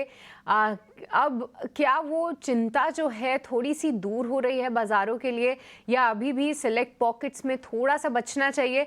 और साथ ही वसीम जी आपसे एक बार वोडाफोन आइडिया पे आपकी भी टिप्पणी लेनी है, क्योंकि हम कुछ ही देर पहले से भी बात कर रहे थे इसके बारे में। आपने निचले स्तरों से कई बार इस काउंटर को हाईलाइट किया, पर अब जिस तरीके से इन्वेस्टर्स इसमें आ रहे हैं, क्या एफपीओ में पार्टिसिपेट करना चाहिए? हाँ, गुड मॉर्निंग सृष्टि, आपको, डिम्पी को। और देखिए, मैंने आपको कहा था 22,150 बहुत स्ट्रॉन्ग सपोर्ट है। 22,000 एक बारी के लिए 22,050 तक मार्केट गई, और मार्केट अब ने जो टाइम वाइज और प्राइस वाइज करेक्शन है बहुत स्विफ्ट होता है। देखिए, in bull markets corrections are sharp, shallow and swift, और ये फिरोशस था। 700-800 पॉइंट आपको पता भी नहीं लगे, 3-4 दिन में हो गए, जैसे आपको कहा था। अब लेने का मौका है। देखिए, एलन मस्क आ रहा है, ग्लोबली सारे प्लेयर्स को लग रहा है India is in a sweet spot, और जिस तरह से इनफ्लोज हैं, देखिए, it is not the FIs, it is the regional retail money which is the catalyst for this market, और वो कहीं नहीं जाने वाला। रिजल्ट्स रीजनेबल है, और आगे आपको results process will again set the purpose going forward as IT goes. हमें पता है कुछ वीकनेस आई है एज फार एज निविडिया और चिप मैन्युफैक्चरिंग, बट उससे आउटसोर्सिंग को और बढ़ावा मिलता है। अब ये कांस्टेंट एक डिबेट रहेगा whether AI will play out on which side, लेकिन मुझे लगता है आईटी में because of the rupee weakness एक लेने का मौका है। साथ में सृष्टि जी, मुझे लगता है यूएस में जो भी यील्ड्स का इम्पैक्ट है वो ओवरप्ले होता है, और मुझे लगता है कि यहाँ से 2 रेट कट्स तो जरूर आएंगे, और उसके अलावा स्टॉक मार्केट में बुलिशनेस इस कारण से है क्योंकि कमोडिटीज में जो आप बुल देख रहे हो वो शायद आपने पिछले 2 साल से मिसिंग था, और चाइना वापसी से कमोडिटीज बहुत स्ट्रॉन्ग स्पॉट में है। ओएनजीसी, वेदांता, नैल्को, हिंद कॉपर मेरे प्रेफर्ड पिक्स हैं। देखिए कितना आउट परफॉर्म है। आपको लीवर कहा था, आज मैं रीइटरेट करता हूं, Lever has bottomed out for time to come. 2800 से 2175, 50-75 जो भी इसने लो बनाया है वहां से Lever will lead this rally. तीन चीजें स्टैंड आउट करती है: rural income growth, aspiration to grow in better brands, और personal touch as far as women and other, जो उनकी पर्सनल रिक्वायरमेंट्स हैं उसमें कोई चेंज नहीं आता। इनपुट कॉस्ट है फॉलन, और लीवर के जो प्रोडक्ट्स हैं वो और भी बेहतरीन से प्रोडक्ट ऑफर आपको परफॉर्म करेंगे। 24 तारीख को इसके रिजल्ट्स हैं। मेरे को लगता है लीवर में जो बेरिशनेस है वो ओवरप्ले हो गई है। अगर कोई स्टॉक अब लीड कर सकता है ऑन ए निफ्टी हैवीवेट तो वो लीवर है। 2350 का पहला टारगेट है, लेकिन 2450 इसमें मुझे लगता है बहुत जल्दी आ सकता है। 2170 का स्टॉप लॉस। दूसरा लार्ज कैप होएगा आईसीआईसीआई बैंक। देखिए इसके भी नंबर्स आएंगे 27 तारीख को, और as far as large caps go ICICI ने काफी मार्केट शेयर और गेन करा है, और एचडीएफसी के वीक परफॉर्मेंस की वजह से आईसीआईसीआई में पैसा भी नया गया है। मुझे लगता है यहाँ पे जो आपके निम्स हैं और इनके जो नेट एनपीएस हैं वो एट रिकॉर्ड लोज हैं, और performance as far as anything to do with capex में आईसीआईसीआई सबसे बड़ा हिस्सेदार है, both on government and private capex. तो मुझे लगता है 1150 का न्यू हाई या न्यू हाईज इसमें जरूर बनेंगे। बैंक निफ्टी को ये लीड करेगा। तीसरा मेरा फेवरेट पिक है बाटा। देखिए एस्पिरेशंस ऑफ रूरल इनकम्स, जिस तरह से क्रॉप है, जिस तरह से शुगर प्राइसेस है, वो सब बता रही हैं कि एस्पिरेशन सी बेटर ब्रांड इंप्रूवमेंट। आप छोटे मोटे अनब्रांडेड जूतों से ब्रांडेड में जाना चाहते हैं ये, and I think Bata is the best proxy for that. उनकी जो स्टोर्स हैं वो बढ़ रहे हैं। Contract manufacturing has played out perfectly. मुझे बाटा का शेयर तो एक्चुअली 2500 दिखता है अगले से 1 साल में वो, लेकिन अभी आपको टारगेट बहुत आउटलैंडिश लगेगा। लेकिन अभी 1500 से 1650 का टारगेट बहुत जल्दी आ सकता है। तो Bata is my third pick.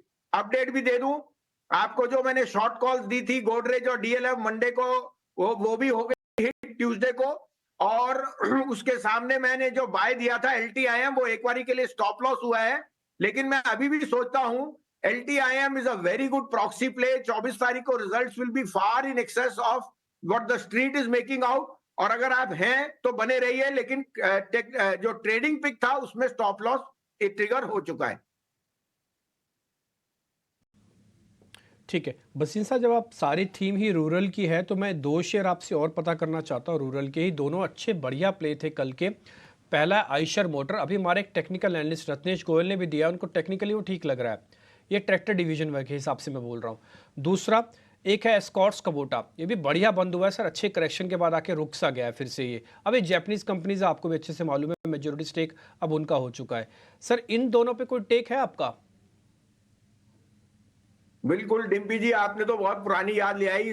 Escorts तो मेरे पोर्टफोलियो बहुत नीचे भाव से है। मैं कहूंगा तो लोगों को ऐसी लगेगी 80, 100, 120, और मैं इसलिए कहता हूं क्योंकि मेरे को उस समय याद है कि Escorts was the biggest under performer, क्योंकि बिजनेसेस जो उसके पास थे, ट्रैक्टर उनका मेन बिजनेस था, लेकिन बाकी अनकोरिलेटेड बिजनेसेस थे, म्यूचुअल फंड था, पता नहीं लेंडिंग एक्टिविटी थी, वो सब उन्होंने धीरे धीरे diversify. I think Nikhil Nanda ने जो ट्रांजिशन किया है वो आउट परफॉर्मेंस था। उसके बाद फिर कबूटो ने जब उनको लिया, after Mahindra, Escorts has the largest tractor play. In fact आप तो डिम्पी जी कोरिलेट करेंगे, आधे से ज्यादा फरीदाबाद की जो फैक्ट्री और इंडस्ट्रियल आउटपुट है वो सब एस्कॉर्ट्स होता था इन हाइंडसाइट। मुझे अभी भी एस्कॉर्ट्स पसंद है, लेकिन सस्ता नहीं है। 3000 पे मैं ये कह नहीं सकता कि ट्रेडिंग के लिए अच्छा है, लेकिन प्राइस परफॉर्मेंस अभी क्वार्टरली रिजल्ट्स के बाद आएगी। आयशर अगेन, जैसे मैंने कहा, देयर वाज इनफ रूम कि आयशर को डाउनग्रेड किया, क्योंकि हार्ले डेविडसन और दूसरा ट्रायम्फ ला रहा था, हीरो और बजाज, और आपने देखा तीनों ने इन परफॉर्म किया है जो 2 व्हीलर की अंडर परफॉर्मेंस थी। अभी भी मैं सोचता हूं वो एक अच्छा प्ले है। लेकिन यहां मैं कहूंगा कि एक ओईएम है जिसको मैं बहुत जोर से 65, 90, 100 पे बोल चुका हूं, वो है मदरसन सुमी। मुझे लगता है Motherson Sumi in auto as an OEM is a very very attractive play, और वो आपको डेफिनेटली ऐड करना चाहिए या और लेना चाहिए। इन दोनों पे भी हमारी पॉजिटिव आउटलुक है।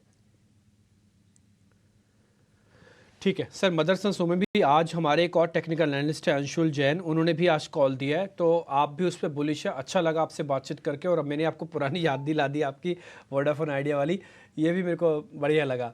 बहुत बहुत शुक्रिया वसीम साहब, थैंक यू वेरी मच, आपने आज समय दिया फिर से, अच्छा लगा आपसे बातचीत करके। हम आज के सबसे इंपॉर्टेंट टॉपिक की तरफ हम आगे बढ़ रहे हैं। आइडिया की मैनेजमेंट से हमने बातचीत की है, आइए एफपीओ जब खुला है तो आइडिया के मैनेजमेंट से सुन लेते हैं वो एफपीओ को कैसे और कहां और कैसे इस्तेमाल करने जा रहे हैं। आइडिया की मैनेजमेंट आपको भी दिखाते हैं। आप इतना बड़ा फंड रेज किया है, कंग्रेचुलेशन पहली बात तो आपको, क्योंकि आप बेस्ट ग्लोबल इन्वेस्टर्स लेके आए हैं। डोमेस्टिक इन्वेस्टर्स में आप म्यूचुअल फंड्स बेस्ट नेम्स हैं। सबसे बड़ा आपने जो इन्वेस्टिंग आर्ग्यूमेंट उनके सामने पेश किया जिसकी वजह से आपको इतने अच्छे एंकर मिले हैं और रिटेल का भी अच्छा रिस्पॉन्स है, वो क्या था? देखिए, मैं आपको थोड़ा स्टेप बाय स्टेप बताऊं इन शॉर्ट। सबसे पहले इंडिया में telecom industry, what is the potential. Everybody understands कि सभी को ये लगता है कि भारत में ग्रोथ की जो टेलीकॉम इंडस्ट्री में है, बिकॉज हमने 3 साल तो इंडस्ट्री का रेवेन्यू कम होते हुए देखा है, तो अब पिछले 4 साल से बढ़ रहा है, बट बहुत रूम है इसको आगे ग्रो करने की। तो इंडस्ट्री का लोग पोटेंशियल देखते हैं। आज इंडस्ट्री का स्ट्रक्चर देखते हैं तो सब समझते हैं कि यहाँ पे आज खाली 3 प्राइवेट ऑपरेटर्स हैं, और सरकार ने भी कई बार ये बोला है कि उन्हें हेल्दी कंपटीशन चाहिए इस सेक्टर में, और एट सम लेवल दे से कि 3 हेल्दी प्राइवेट ऑपरेटर्स चाहिए। उससे उनको कॉन्फिडेंस आता है। और सबने पहले ये देखा हुआ है कि एजीआर जजमेंट के पहले और मर्जर के पहले जब कुछ चैलेंजेस ये नहीं थे, तब दोनों वोडाफोन और आइडिया जो अलग अलग कंपनीज थी उनका मार्केट परफॉर्मेंस हमेशा अच्छा रहा है। आप कस्टमर सर्विस के हिसाब से देखें, मार्केट शेयर ग्रोथ के हिसाब से देखें, तो एक जो फंडिंग का कॉन्स्ट्रेंट था उसके कारण ग्रोथ नहीं हो पाई है। और मुझे ये लगता है कि हमारे इन्वेस्टर्स को ये विश्वास है कि फंडिंग के साथ जो इन्वेस्टमेंट होगा ये कंपनी वापस ग्रोथ की तरफ जाएगी। हाँ, हमारे केस में ये ज़रूर है क्योंकि हमारी गवर्नमेंट ऑब्लिगेशन ज़्यादा है, उसमें गवर्नमेंट का सपोर्ट हमेशा एक इम्पॉर्टेंट है और जो अभी तक हमें मिलता रहा है। और कल तक भी हमने स्टेटमेंट्स देखी हैं गवर्नमेंट से कि वो चाहते हैं कि 3 हेल्दी प्राइवेट ऑपरेटर्स रहें और हेल्दी कंपटीशन रहे इस इंडस्ट्री में। तो ये टोटल फंड रेजिंग आपकी जो हो रही है एफपीओ के द्वारा और डेट के द्वारा भी, उसका यूटिलाइजेशन क्या होगा और उसके पॉजिटिव इम्पैक्ट, और अब तो इंडस्ट्री में टैरिफ हाइक्स की भी बात हो रही है, वो कितने क्वार्टर्स आगे आपको ये होते हुए दिखाई देते हैं कि आपको 3-4 क्वार्टर्स में इम्पैक्ट आना शुरू हो जाएगा? सो देखिए, यूटिलाइजेशन हमारे 3 ब्रॉड बकेट्स हैं। एक तो हमें 4G कवरेज करना है, और अगर आप प्रायोरिटी के हिसाब से देखें तो 4G कवरेज जल्दी से जल्दी करना ज़रूरी है, क्योंकि हमारा जो आज सब्सक्राइबर लॉस हो रहा है वो उसी कारण से हो रहा है। दूसरा बकेट है 4G कैपेसिटी इंक्रीज़ करना। ये जो इन्वेस्टमेंट है, जैसे जैसे ट्रैफिक बढ़ेगा, डिमांड बढ़ेगी, तो वो होगा। तीसरा है हमें 5G रोल आउट करना है। तो 5G रोल आउट के लिए तो, और हमने जो अपने RHP में डिटेल्स दिए हैं कि इसमें से जो प्रोसीड्स हैं उसमें से टोटल करीब 12,750 करोड़ केपेक्स के लिए है, 2,175 करोड़ स्पेक्ट्रम के लिए है। और वो अगर आप केपेक्स देखें, पहली बात तो ये है कि वो सारा केपेक्स नहीं है, वो इस एफपीओ में से क्या केपेक्स होगा। ओवरऑल केपेक्स प्लान हमारा ज़्यादा है जो आर्ट फंडिंग में से भी आएगा, बट उसमें करीब करीब ऐसा है कि 12,750 में से 5,720 करोड़ 5G के लिए है, और बाकी जो 7,000 करोड़ है वो करीब करीब आधा 4G कवरेज के लिए और आधा 4G कैपेसिटी के लिए है। तो एक हमारा होलिस्टिक इन्वेस्टमेंट प्लान है जिसके बेसिस पे हम लोग इम्प्रूव करेंगे परफॉर्मेंस। जहाँ तक प्राइसिंग का सवाल है, उसमें मैं आपको एक स्पेसिफिक गाइडेंस तो नहीं दे सकता हूँ, पर ये बता सकता हूँ कि आज इंडिया में जो आरपू है वो हमारे जो बड़ी कंपेरेबल इकोनॉमीज़ हैं उनमें सबसे कम है। आज की तारीख में इंडिया में करीब $2.1 का आरपू है, जबकि China comparable population size is similar, उसमें $6.5 है, तो हम उससे 1/3 से भी कम है। तो वहाँ तो ठीक होना है। तीसरा ये है कि आज जितने भी प्लेयर्स हैं इंडस्ट्री में, कोई भी अपनी कॉस्ट ऑफ कैपिटल रिकवर नहीं कर पा रहा है। ROC is below cost of capital, और ये आज नहीं है, कई सालों से, 5-6 साल से तो हो ही रहा है। तो इस इंडस्ट्री में जब तक प्राइस करेक्शन नहीं होगा, और price correction just to cover the cost of capital, हम लोग कोई बहुत ज़्यादा प्राइस इंक्रीज की बात नहीं कर रहे हैं, तो मेरा विश्वास है कि इस इंडस्ट्री को अगर अच्छा हेल्दी होना है तो ये ज़रूरी है। तो ठीक है, वोडाफोन आइडिया के टॉप मैनेजमेंट अभी प्री मार्केट में 1% की बढ़त के साथ वोडाफोन आइडिया खुलने की तैयारी कर रहा है। पर चलिए, वोडाफोन आइडिया तो खबरों में ज़रूर रहेगा, पर इसके अलावा और कौन से स्टॉक्स हैं जहां पे खबरों के दम पे एक्शन दिखेगा? 9 बजे के नवरत्न शेयर्स जानने के लिए चलते हैं अशेषा के पास। अशेषा, गुड मॉर्निंग, बताइए। गुड मॉर्निंग सृष्टि। तो सबसे पहले वोडाफोन आइडिया से ही शुरुआत करते हैं। एंकर इन्वेस्टर्स से करीब 5400 करोड़ कंपनी ने जुटाए हैं। और एंकर इन्वेस्टर्स के लिस्ट की बात करें तो उसमें GQG partners, Fidelity investments, ADIA, Abu Dhabi investment authority जैसे कुछ प्रोमिनेंट नेम्स हैं, जिसके चलते वोडाफोन आइडिया पर आज स्ट्रीट की नजर रहेगी। इसके अलावा FPO भी खुला है आज से रिटेल शेयर होल्डर्स के लिए। 10 से 11 रुपए प्रति शेयर की रेंज होगी ये प्राइस बैंड FPO के लिए, तो वोडाफोन आइडिया पर अपनी नजर रखें। इसके अलावा दूसरे स्टॉक में हम जुबिलेंट फार्मोवा की बात करेंगे।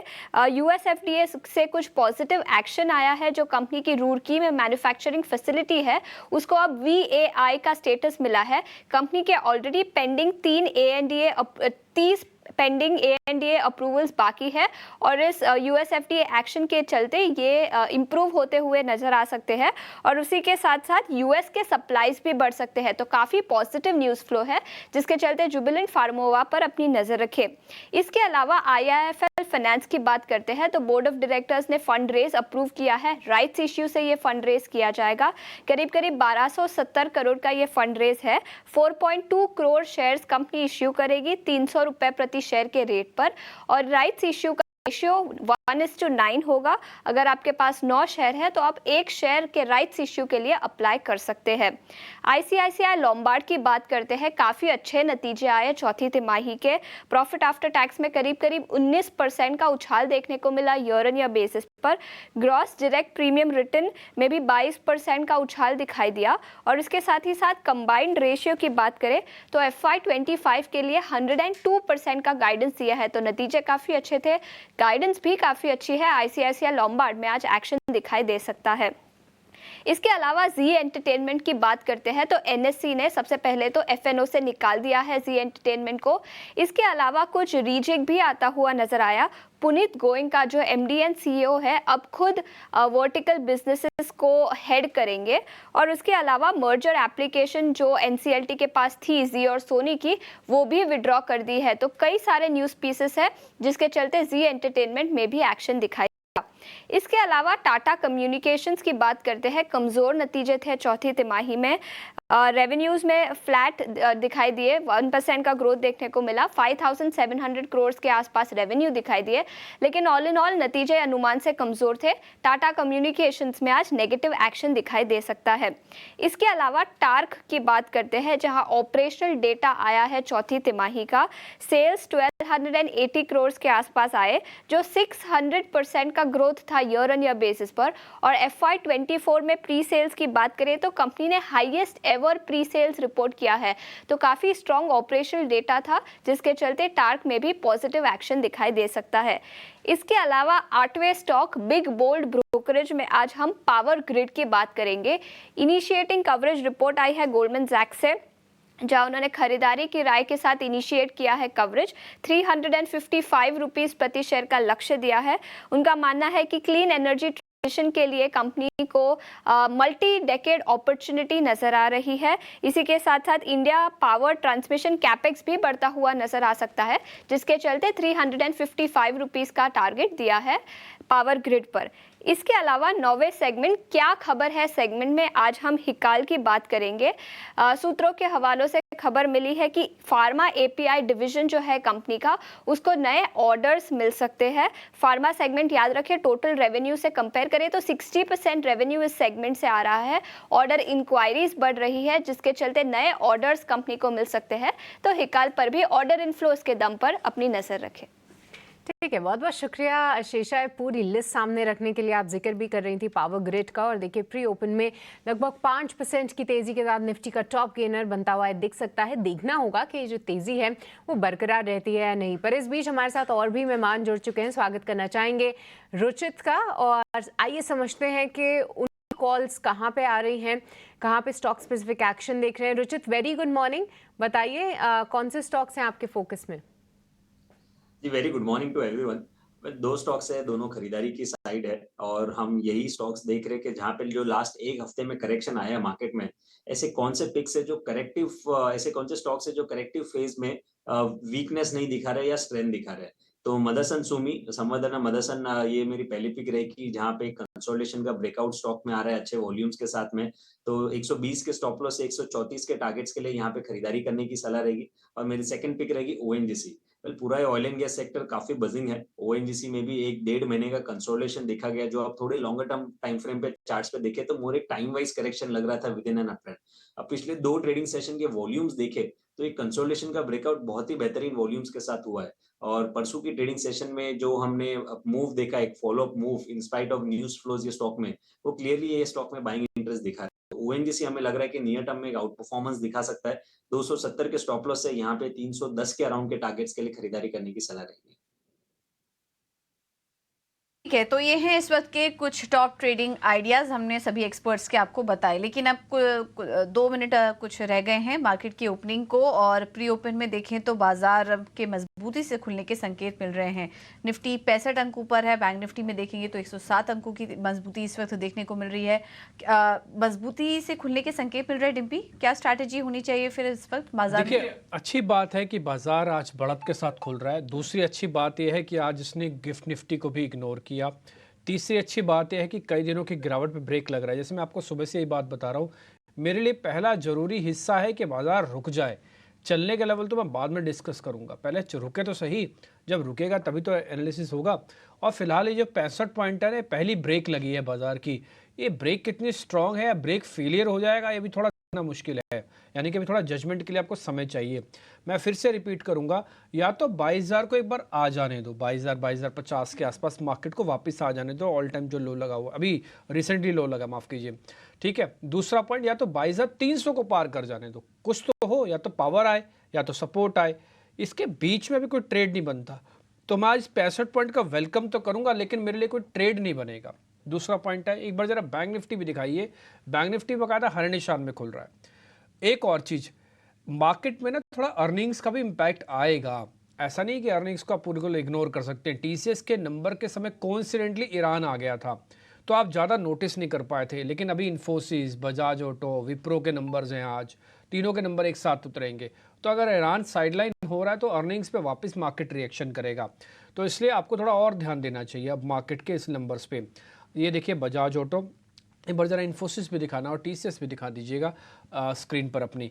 दूसरा पॉइंट, बैंक निफ्टी के अंदर भी मेरे को थोड़ा आज रुकना है। पहले मैं थोड़ा रुकूंगा। अच्छी बात है कि 47,500 550 के ऊपर हम बैंक निफ्टी को ओपन कर रहे हैं।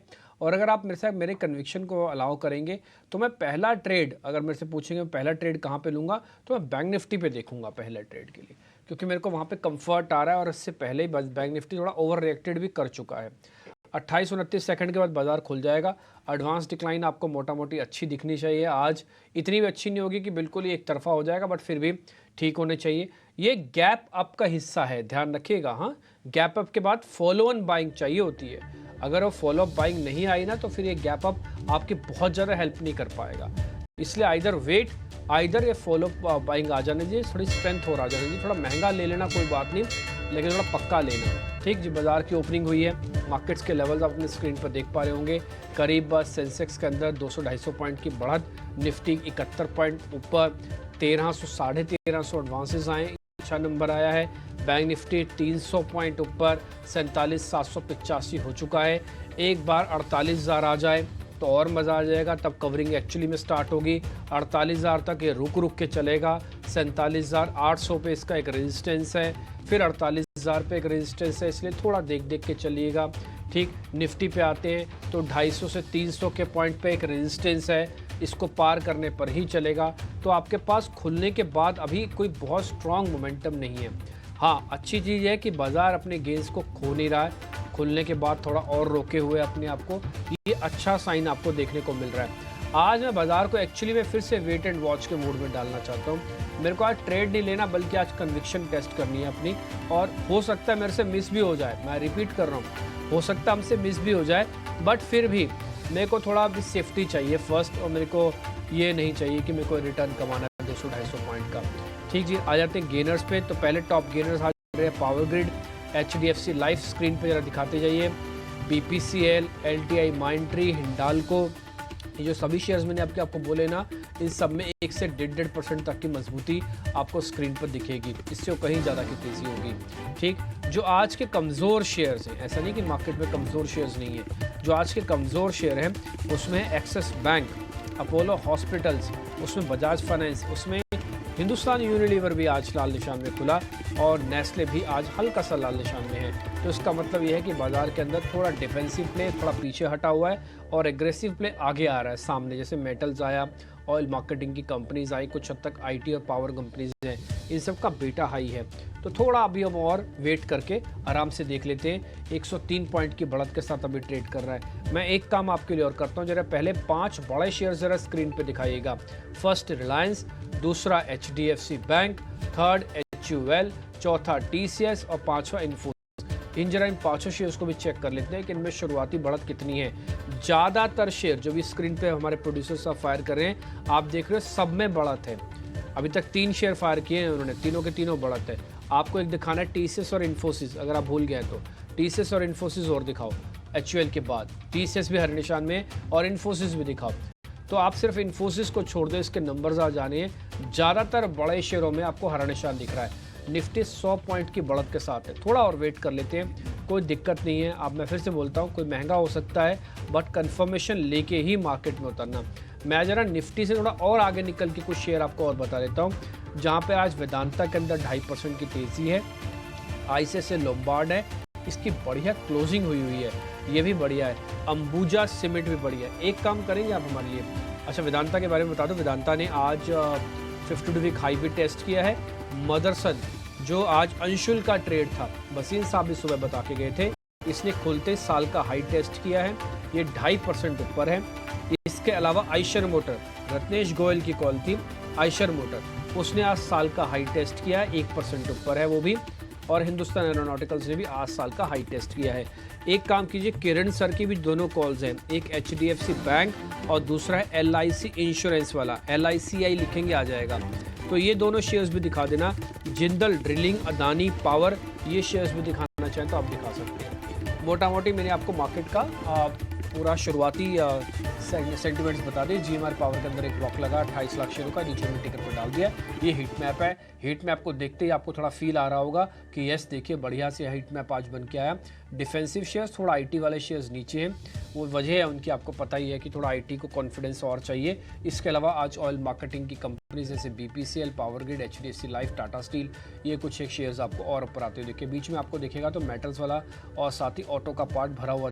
ये हीट मैप से मोटा मोटी आप आइडिया लगा सकते हैं। अच्छा, जब आइडिया की बात छिड़ी है तो वोडाफोन आइडिया भी मैं आपको दिखा देता हूँ। वो शेयर करीब 3% ऊपर है, हालांकि 10 से 11 रुपये है FPO के प्राइजेस, बट वोडाफोन शुरुआत में ऊपर होके कामकाज कर रहा है। ठीक है, मिल जाए नीचे तो ज़्यादा बेहतर होगा। छोटे मझोले शेयर्स और साथ ही ओपनिंग का ट्रेड हम आपके सामने रखते हैं।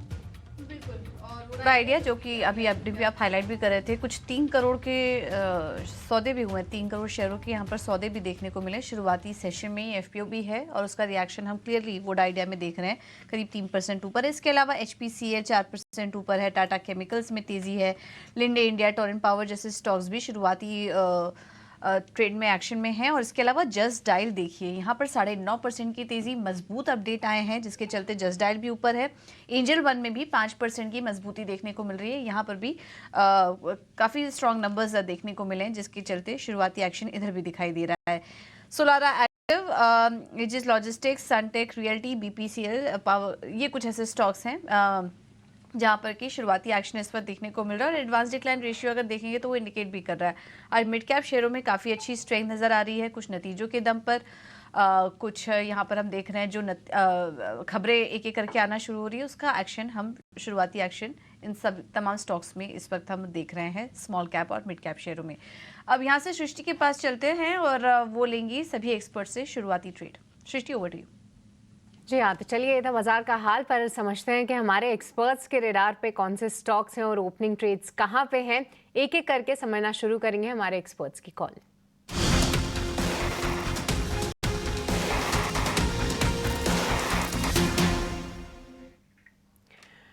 तो अंशुल, रत्नेश, मयूरेश और साथ ही रुचित हमारे साथ मौजूद हैं और सबसे पहले अपने तीनों ही टेक्निकल एक्सपर्ट से समझते हैं कि कहाँ पे कॉल्स आ रही हैं। रत्नेश, सबसे पहले आप बताइए कौन से स्टॉक्स आपके रडार पे हैं? सबसे पहले यहाँ पे बीएससी में काफी अच्छा लंबा कंसोलिडेशन का ब्रेकआउट दिखाई दे रहा है, तो मुझे ऐसा लगता है बीएससी में वापस से लंबी तेजी के लिए तैयार है। ये काफी टाइम पे से कंटिन्यू रिकमेंडेशन भी हम कर रहे हैं, तो उसमें यहाँ पे 2850 का स्टॉप लॉस लगाना चाहिए। ऊपर में टारगेट दिखाई देता है मुझे 2950 तक का दिखाई दे रहा है। दूसरा इसके साथ ही जोड़ीदार जो है इसका सीडीएसएल में भी काफी अच्छा मोमेंटम है, तो मुझे ऐसा लगता है बीएससी और सीडीएसएल दोनों में एक अच्छा बाइंग अपॉर्चुनिटी वापस से बनती हुई दिखाई दे रही है। सीडीएसएल में यहाँ पे स्टॉप लॉस लगाना चाहिए 1980 का। ऊपर में जो टारगेट दिखाई देता है मुझे वो 2100 तक का आता हुआ दिखाई दे सकता है। ठीक है, तो बीएससी यहाँ पे आ रही है रत्नेश की कॉल, इस पे आप ज़रूर नज़र रखिए। एक अच्छा अपटेक हम बीएससी, एमसीएक्स इन सभी काउंटर्स पे देख रहे हैं। साथ ही साथ अब रुचित आपसे समझना चाहेंगे, बताइए कहाँ पे है आपकी नज़र? एमसीज में आई थिंक थोड़ा पॉजिटिव मोमेंटम रह सकता है, जिसमें आईओसी एक ब्रेकआउट के वर्ज पर है। पिछले कुछ दिनों में कंसोलिडेशन हुआ है स्टॉक में, अपने 40 डेज के एक्सपोनेंशियल मूविंग एवरेज के सपोर्ट इंटैक्ट रखे हैं लास्ट एक हफ्ते में, और एक ब्रेकआउट स्टॉक में ब्रेकआउट के वर्ज पर है। तो करंट लेवल्स पे यहाँ पे आई थिंक 170 के स्टॉप लॉस है। आईओसी में खरीदारी करने की सलाह रहेगी। 181 के आसपास के टारगेट स्टॉक में एक्सपेक्ट करें। ठीक है, तो आईओसी पे है नज़र। यहाँ पे हम देख रहे हैं कि कई समय से एक अच्छा चाल देखने को मिल रही है आईओसी में। अब आप बताइए अंशुल कि आपके रेडार पे कौन से स्टॉक्स हैं?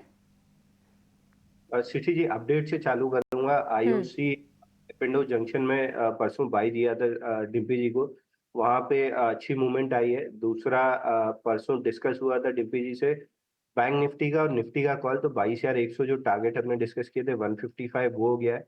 मॉर्निंग जस्ट डायल जो डिस्कस किया था वो सीधा गैप अप खुला है 980, तो यहाँ से 1300 रुपये जा रहा है। और मिड कैप कैटेगरी से ओपनिंग ट्रेड में बाई दूंगा। पीसी ज्वेलर्स में 14 हफ्ते का बेस ब्रेकआउट आता हुआ दिख रहा है, तो इस स्टॉक को करंट मार्केट प्राइस से बाई करना चाहिए 57 रुपीज में। इसका स्टॉप लॉस 55 के आसपास आएगा और टारगेट 64 का आएगा। दूसरा एफएनडो स्पेस से टाटा केमिकल अच्छा लग रहा है। टाटा केमिकल में ओपनिंग में थोड़ी सी स्ट्रेंथ देखने के लिए मिल रही है, तो टाटा केमिकल्स भी 1137 पे बाई कर सकते हैं। 1125 का स्टॉप लॉस रहेगा और 1155 से 1160 तक का टारगेट रहेगा। सर, आपके लिस्ट में टाटा केमिकल्स आई गया आखिरकार। टाटा केमिकल्स बढ़िया चल सकता है और 1160 वापस है। देखो, ये शेयर के साथ मैंने कई बार आपको नोटिस कराया, ये ना टिपिकली बाइंग ऑन डिप्स वाला शेयर है। अंशुल जैन ने ऑलरेडी आपको पीसी ज्वेलर्स भी दिया, इस पर भी ध्यान रखना, और इसके अलावा ये शेयर भी दिया। अंशुल जी, एक शेयर मैं आपसे और पता करूं, या एक पता क्या करूं, एक कॉल पता कर लूं। 22,200 अगर मार्केट को बेस बनाना है और यहीं से रिवर्सल देने के चांसेस कुछ दिखते हैं, तो 22,200 की कॉल प्लस कर लें सर। 18 तारीख की आज की ही है, ये आज ही आज में फ्री कर देगी अगर आज बेस बनने जा रहा है तो एक कॉल में ना अपने को अच्छे पैसे आ सकते हैं। 22,200 की 18 तारीख की, इसका कीमत चल रही है अभी 77 रुपीज़। डिम्पी जी, जैसा हमने परसों डिस्कस किया था 22,100 जो कैरी फॉरवर्ड हुई थी 155 का टारगेट डिस्कस हुआ था, 158 हो चुका है। बैंक निफ्टी जैसा मैंने मॉर्निंग में बताया था कि गैप क्लोज करने 22,300 तक जाएगा और उसके ऊपर 22,362 तक का टारगेट लग रहा है निफ्टी पे, तो 22,200 बिल्कुल लॉन्ग कर सकते हैं 77 रुपए पे। एक इमीडिएट रेजिस्टेंस जो इसका 16 तारीख का हाई है 9875 वहां तक आएगा और उसके ऊपर ये 120-122 तक जा सकती है, तो बिल्कुल इसको लॉन्ग करके चल सकते हैं। ठीक है, ये 80 रुपये के आसपास की कॉल है, इसको आप एक बार लॉन्ग भी करके चल सकते हैं। ये 18 तारीख की 22,200 की निफ्टी वीकली कॉल है। ये शायद आपके पास रेट अभी अपडेट नहीं हुआ है, एक बार रेट अपडेट हो जाएंगे फिर आपके पास आएगा। आई रिपीट, 22,200 की कॉल 18 अप्रैल जो आज की ही है, उसकी कीमत अभी 77-78 रुपीज़ चल रही है। आप इस कॉल का एक बार फ़ायदा ले सकते हैं। छोटे मोटे ट्रेड करो अभी बाज़ार के अंदर, अभी एकदम से आप बड़ा सौदा मत बनाओ, क्योंकि मार्केट को थोड़ा पीरियड चाहिए थोड़ा आराम से रुकने के लिए। अच्छी बात यह है कि बाज़ार ने शुरुआती गेन के बाद और स्पीड पकड़ी हुई है। दोनों बड़े शेयर में से रिलायंस इंडस्ट्रीज 2970 है। अच्छा, एक बार मयूरेश सर से पता करते हैं। मयूरेश सर, ये रिलायंस जियो फिन के नाम से कंपनी आपको मालूम ही है ना, तो इसको आप अभी भी बाय करने की रिकमेंडेशन देंगे या थोड़ा भी रुक जाना चाहिए सर? लेकिन आई थिंक मूव काफी हो चुका है और जो ये फोरे कर रहे हैं अलग अलग सेगमेंट्स में विद इन फाइनेंशियल सर्विसेज, हमें लगता है आई थिंक स्कोप बहुत है फाइनेंशियलाइजेशन का, क्योंकि ये एक बहुत बड़ी थीम उभर के आएगी और इसकी वजह से I think the kind of tie-ups that they are doing, the expectation जो आप बांध के रख सकते हैं in terms of asset management, insurance solutions, brokerage solutions as well, which will be tech based और टेक बैक्ड। तो कहीं ना कहीं आई थिंक जो ऑपरेटिंग कॉस्ट की ये अच्छी खासी कम हो सकती है फॉर देयर ऑपरेशंस। एक क्रॉस सेलिंग की जो अपॉर्चुनिटी इनके पास with the database that they are carrying Jio से, जियो मार्ट से, और जो एक इंटीग्रेशन हो सकता है इन terms of a very strong team. I think जो स्ट्रेटेजिक मैनेजमेंट टीम है जियो फाइनेंशियल की, ये काफ़ी स्ट्रॉन्ग है और इसकी वजह से आई थिंक काफ़ी कुछ लिवर्स मिल सकते हैं in terms of setting up their operations. Stock अच्छा खासा चल चुका है एट दिस जंक्चर, की पिवट लेवल्स के ऊपर है, तो हमारी राय यही रहेगी जो मोमेंटम राइड कर रहे हैं वो एंजॉय कर सकते हैं। Fresh investors will need to wait for pullbacks. Jio financial करीब 5% ऊपर है। सर के रिकमेंडेशन आपको सुन ही ली होगी। मैं आज ही ना इसी तरह के कुछ एक शेयर और भी छांट के आपके सामने रखना चाह रहा हूँ आज कैश के शेयर्स, इसलिए क्योंकि आज हमारे दोनों मेहमान हैं रत्नेश जी और अंशुल सर, ये बढ़िया कैश के स्टॉक्स देने में माहिर है। आगे बढ़े, एक शेयर और आपके सामने लेके आता हूँ, वो है MRPL, करीब 2% 2.32 का रेट है। एक बार रत्नेश जी इस शेयर को चेक करेंगे, MRPL।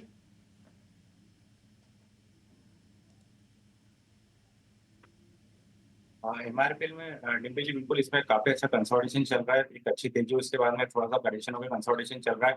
तो आज के सत्र में ऐसा लगता है कि अच्छा इसमें मोमेंटम आ सकता है। जो पहला इसको हर्डल आएगा 243 242 के आसपास में आएगा, उसके ऊपर निकलने बाद में इसमें नया ब्रेकआउट आ जाएगा, 270 रुपए तक लेके जाएगा। तो यहाँ से इसको तेजी करना है तो थोड़ा सा अभी छोटे टारगेट 243 और फिर इस जो तेजी होगी 244 के ऊपर हो जाएगी, तो बिल्कुल इसमें तेजी कर सकती है 225 रुपए के स्टॉप लॉस से। अंशुल जी एक बार जरा एजिस लॉजिस्टिक के नाम से कंपनी है, AEGIS, एजिस लॉजिस्टिक, ये तो बढ़िया ब्रेकआउट है इसका, 460 के आसपास का हुआ है, अभी ये 550 हो गया। सर हाथ से निकल गया या फिर अभी और चलेगा ये? नहीं टिप्पी जी, अभी हाथ से नहीं निकला है, इसमें बहुत बड़ा बेस ब्रेकआउट था। लगभग अगर देखें तो 1 जून 2021 से 2.5 साल का बेस ब्रेकआउट था 400 के लेवल पे, जिसका टारगेट लगभग 850 का था। तो अभी ब्रेकआउट से केवल 150 रुपए चला है। हालांकि डेली चार्ट पे थोड़ा सा एक्सटेंडेड है, 5th अप डे है, तो मैं यहाँ पे फ्रेश बाई नहीं रिकमेंड करूंगा। 2 से 3 दिन की या तो कंसोलिडेशन हो जाए या थोड़ा सा डिप में मिल जाए 520 रुपए के आसपास, तो इसमें लॉन्ग पोजीशन इनिशिएट करना चाहिए। इमीडिएट टारगेट 600 रुपए का रहेगा, बट ओवरऑल ये 800 850 तक जा रहा है। ठीक है, HDFC AMC और एक LIC हाउसिंग फाइनेंस, दोनों जरा स्क्रीन पर दिखाना और रुचित सर को भी दिखाइए जरा। रुचित सर, हालांकि दोनों कंपनीज बिल्कुल अलग अलग बिजनेस में है, लेकिन मैं डाटा पैटर्न के हिसाब से ले रहा हूँ, यानी कि दोनों का F&O की शीट देख रहा हूँ, दोनों में मेरे को स्ट्रेंथ दिख रही है, दोनों में आज बढ़िया बिल्डअप दिख रहा है लॉन्ग का। एक बार आप जरा चेक करेंगे Ruchit sir, LIC housing finance 2.5% ऊपर होगा और दूसरा HDFC AMC। स्टॉक में अच्छी स्ट्रेंथ दिख रही है। इनफैक्ट आप देखेंगे तो LIC हाउसिंग फाइनेंस में जो रीसेंट करेक्शन आया था लगभग 560 तक का डिप स्टॉक में मिला था, लेकिन लोअर लेवल्स पे ज्यादा दिन तक रहा नहीं और बहुत ही जल्दी से बाइंग इंटरेस्ट स्टॉक में दिखा था। तो मेरे हिसाब से अगर थोड़ा सा डिप में अगर 640 650 की रेंज में मिलता है तो वहां पे स्टॉक में बाइंग के लिए देखना चाहिए, जहाँ पे 625 के नीचे के स्टॉप लॉस रहेंगे और 690 680 की रेंज के टारगेट्स आप शॉर्ट टर्म के पर्सपेक्टिव से एक्सपेक्ट कर सकते हैं। सिमिलर स्ट्रेंथ HDFC AMC में भी दिखी गई है। अब यहाँ पे आप देखेंगे तो जैसे वॉल्यूम्स प्राइस के अपमूव्स में हो रहे थे पिछले कुछ महीनों में, जो डिप आया है डिक्लाइंस में कोई भी वॉल्यूम बेस्ड सेलिंग नहीं है स्टॉक में। तो जनरली ये जो स्ट्रक्चर रहता है कि प्राइस ऊपर जाता है तो अच्छे वॉल्यूम्स होते हैं, करेक्शंस आता है तो सेलिंग नहीं है, वहां पे बिना वॉल्यूम्स का करेक्शन है, तो यूजुअली जस्ट एक करेक्टिव फेज की तरह से देखना चाहिए विद इन एन अपट्रेंड। तो यहाँ पे इसके इंपॉर्टेंट जो मूविंग एवरेज सपोर्ट्स है वो 3550 की रेंज में, तो वो जब तक इंटैक्ट है तब तक स्टॉक का ट्रेंड काफी स्ट्रॉन्ग है। तो HDFC AMC में भी करंट लेवल्स पे भी आई थिंक बाइंग करनी और थोड़ी सी रूम रखनी चाहिए कि इनकेस अगर कोई डिप में जो हमने सपोर्ट की बात की 3550 के आसपास या 3600 की रेंज में भी आता है तो वहां पे आप और बाइंग कर सके, एवरेजिंग कर सके, ऐसी रूम रख के आप पार्शियल पोजीशंस करंट लेवल्स पे HDFC AMC में भी खरीदारी कर सकते हैं। एक शेयर में आज और पता कर लेता हूँ, वो मैं ज़रा पता करता हूँ अंशुल जी से। अंशुल जी, मैंने ना HUL का चार्ट लगाया हुआ है आपकी स्क्रीन पर। अब मेरी जरा स्क्रीन वाला दिखाइएगा, आपको थोड़ा क्लियर हो जाएगा। और ये डेली चार्ट है। बसीन साहब पिछले 3 दिन से कह रहे हैं HUL चलेगा, HUL चलेगा। आज ने शुरुआती बाइंग दिख रही है HUL में। जब मैंने इनके चार्ट देखे तो मेरे को ऐसा कुछ मतलब बहुत स्ट्रॉन्ग चार्ट तो नहीं है, थोड़ा रिवर्सल का है। और ये रिवर्सल के ही पॉइंट ऑफ व्यू से चलेगा। एक बार जरा मेरी स्क्रीन दिखाना आप। हाँ, आप कितना ट्रस्ट करते हैं कि मैं सारे बाजार को छोड़ के या मैं कुछ एक शेयर्स को छोड़ के HUL को प्लस कर लूँ यहाँ पे? ये मेरी स्क्रीन का चार्ट है सर HUL का। जी, अगर HUL वीकली चार्ट पे देखें तो 3 इनसाइड बार बनी थी और परसों के सेशन में गैप के साथ उसका ब्रेकडाउन आया था, लेकिन ओपन लो था और वापस से हाई पे आके क्लोज किया था और आज ब्रेकडाउन पॉइंट के ऊपर है। 2230 का ब्रेकडाउन था, तो यहाँ पे शॉर्ट्स काफी हद तक ट्रैप है और शॉर्ट कवरिंग अगर ट्रिगर होती है तो जो बॉक्स का मिड है समवेयर अराउंड 2290, 2280, 2290 के आसपास है, तो वहां तक शॉर्ट कवरिंग ट्रिगर होती हुई दिखेगी। तो बिल्कुल अगर यहाँ से बाइंग करना है तो शॉर्ट कवरिंग के सारे बाई करना चाहिए। 2280, 2290 का इमीडिएट टारगेट रहेगा, वहां पे जाके अपनी प्रॉफिट बुकिंग कर लेना चाहिए, क्योंकि हो सकता है वहां से वापस से शॉर्ट का प्रेशर डेवलप होना स्टार्ट हो। फिलहाल के लिए शॉर्ट ट्रैप है, तो शॉर्ट कवरिंग के सारे 2280, 2290 चला जाएगा।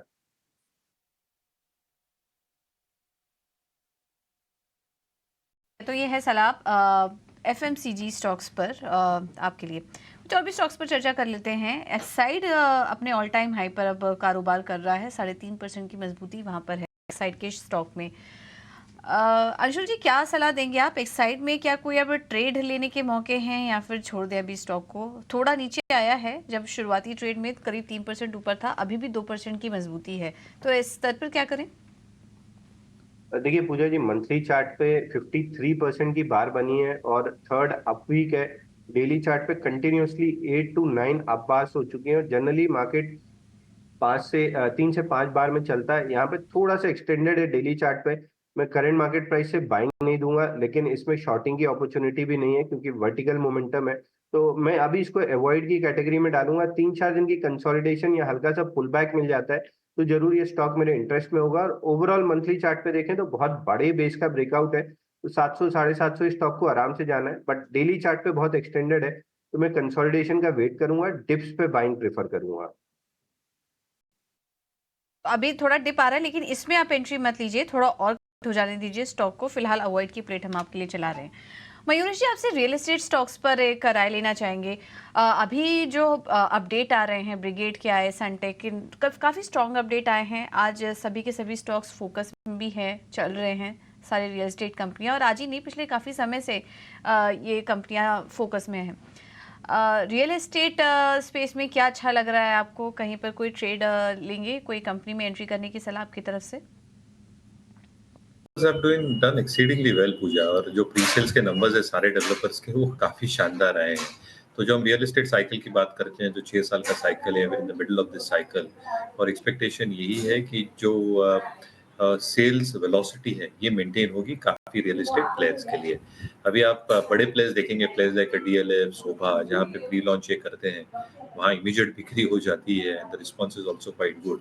तो जो प्रीमियम और सुपर प्रीमियम सेगमेंट है वहाँ पे तो एक जबरदस्त बिक्री का दौर चल रहा है।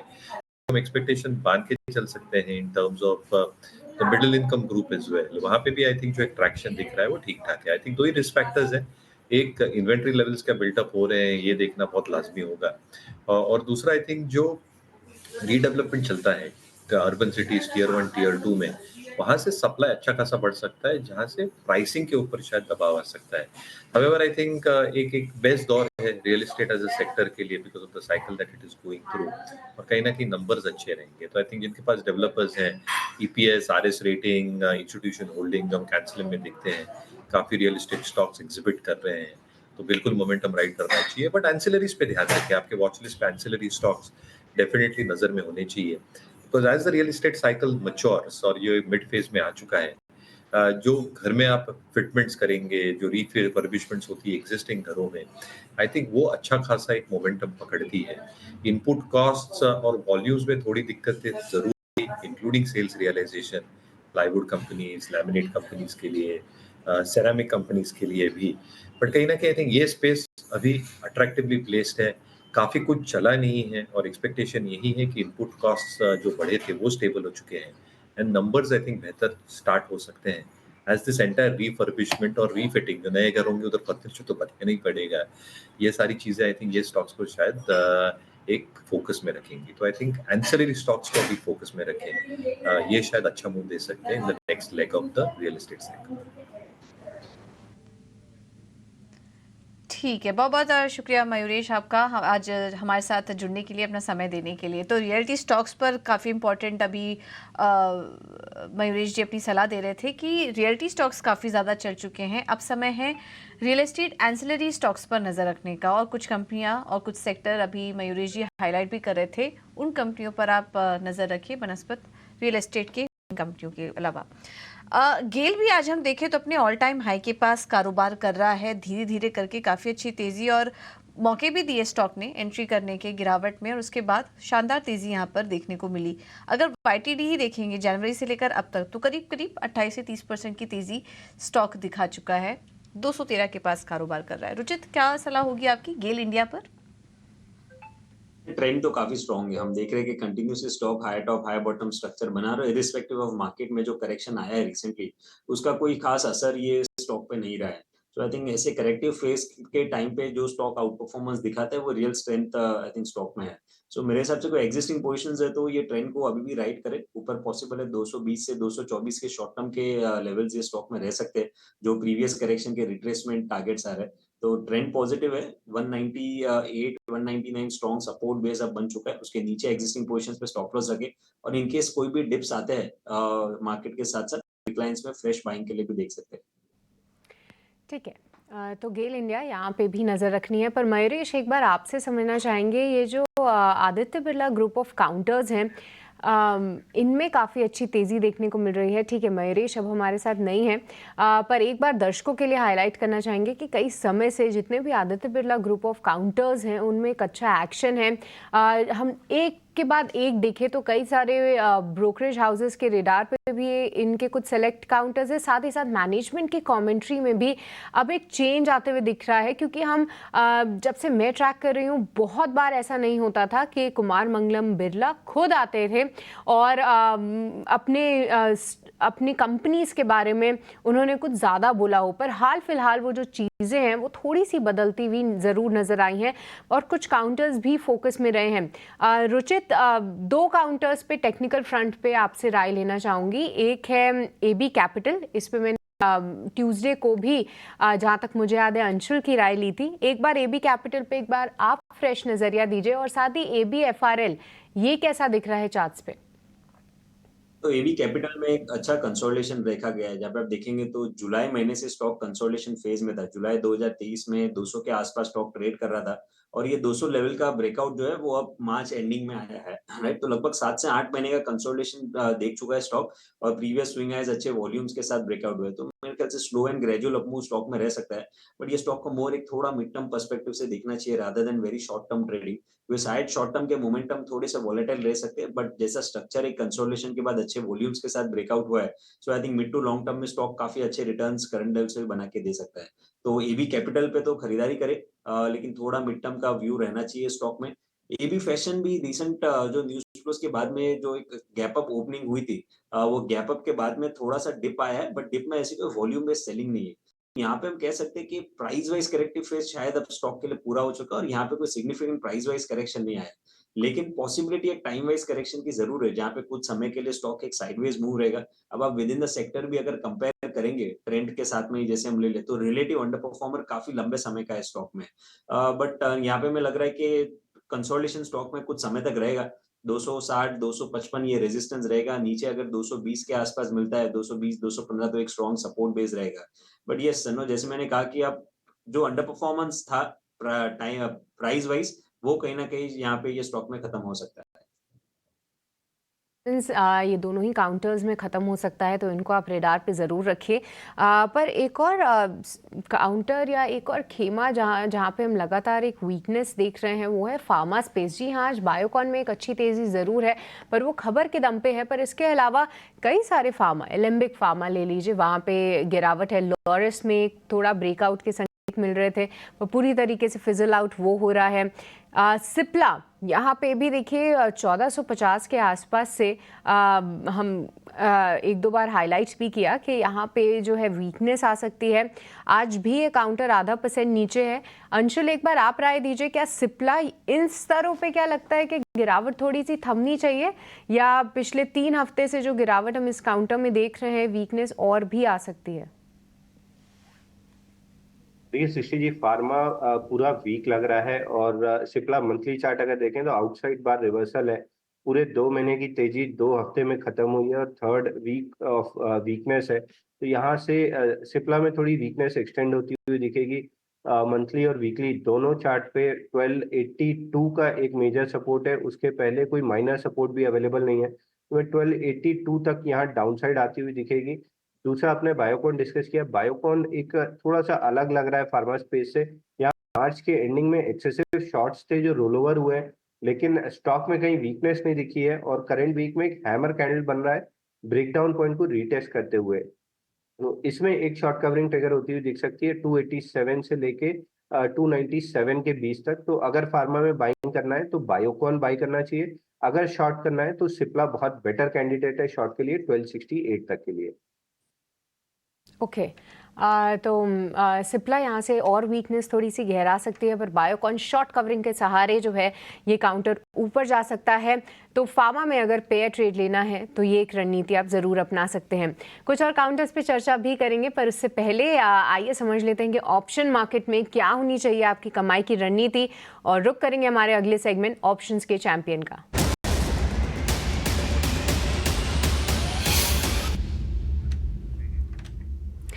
आज के ऑप्शंस की चैंपियन रणनीति बताने के लिए हमारे साथ जेएम फाइनेंशियल्स के अक्षय भागवत जुड़ चुके हैं। अक्षय, वेरी गुड मॉर्निंग, बहुत बहुत स्वागत है आपका।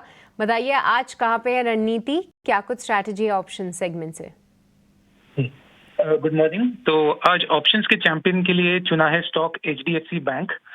20 अप्रैल को इसके क्वार्टरली रिजल्ट्स है और जिस तरीके का टेक्निकल और डेरिवेटिव पोजीशनिंग है, एक्सपेक्टेशन है कि ये पॉजिटिवली रिएक्ट कर जाएगा। पर हम कॉल दे रहे हैं इसमें मे सीरीज में, तो आपको ध्यान रखना है ये जो वेनिला ऑप्शन बाइंग की कॉल है वो मे सीरीज में रेकमेंड कर रहे हैं 1550 की कॉल, जो करीबन 28 और 30 रुपए के बीच में चल रही है। उसको आपको खरीदनी है for target 1 of 50, second target of 60, और ये ट्रेड में आप 17 रुपए का प्रीमियम पे स्टॉप लॉस बना लें।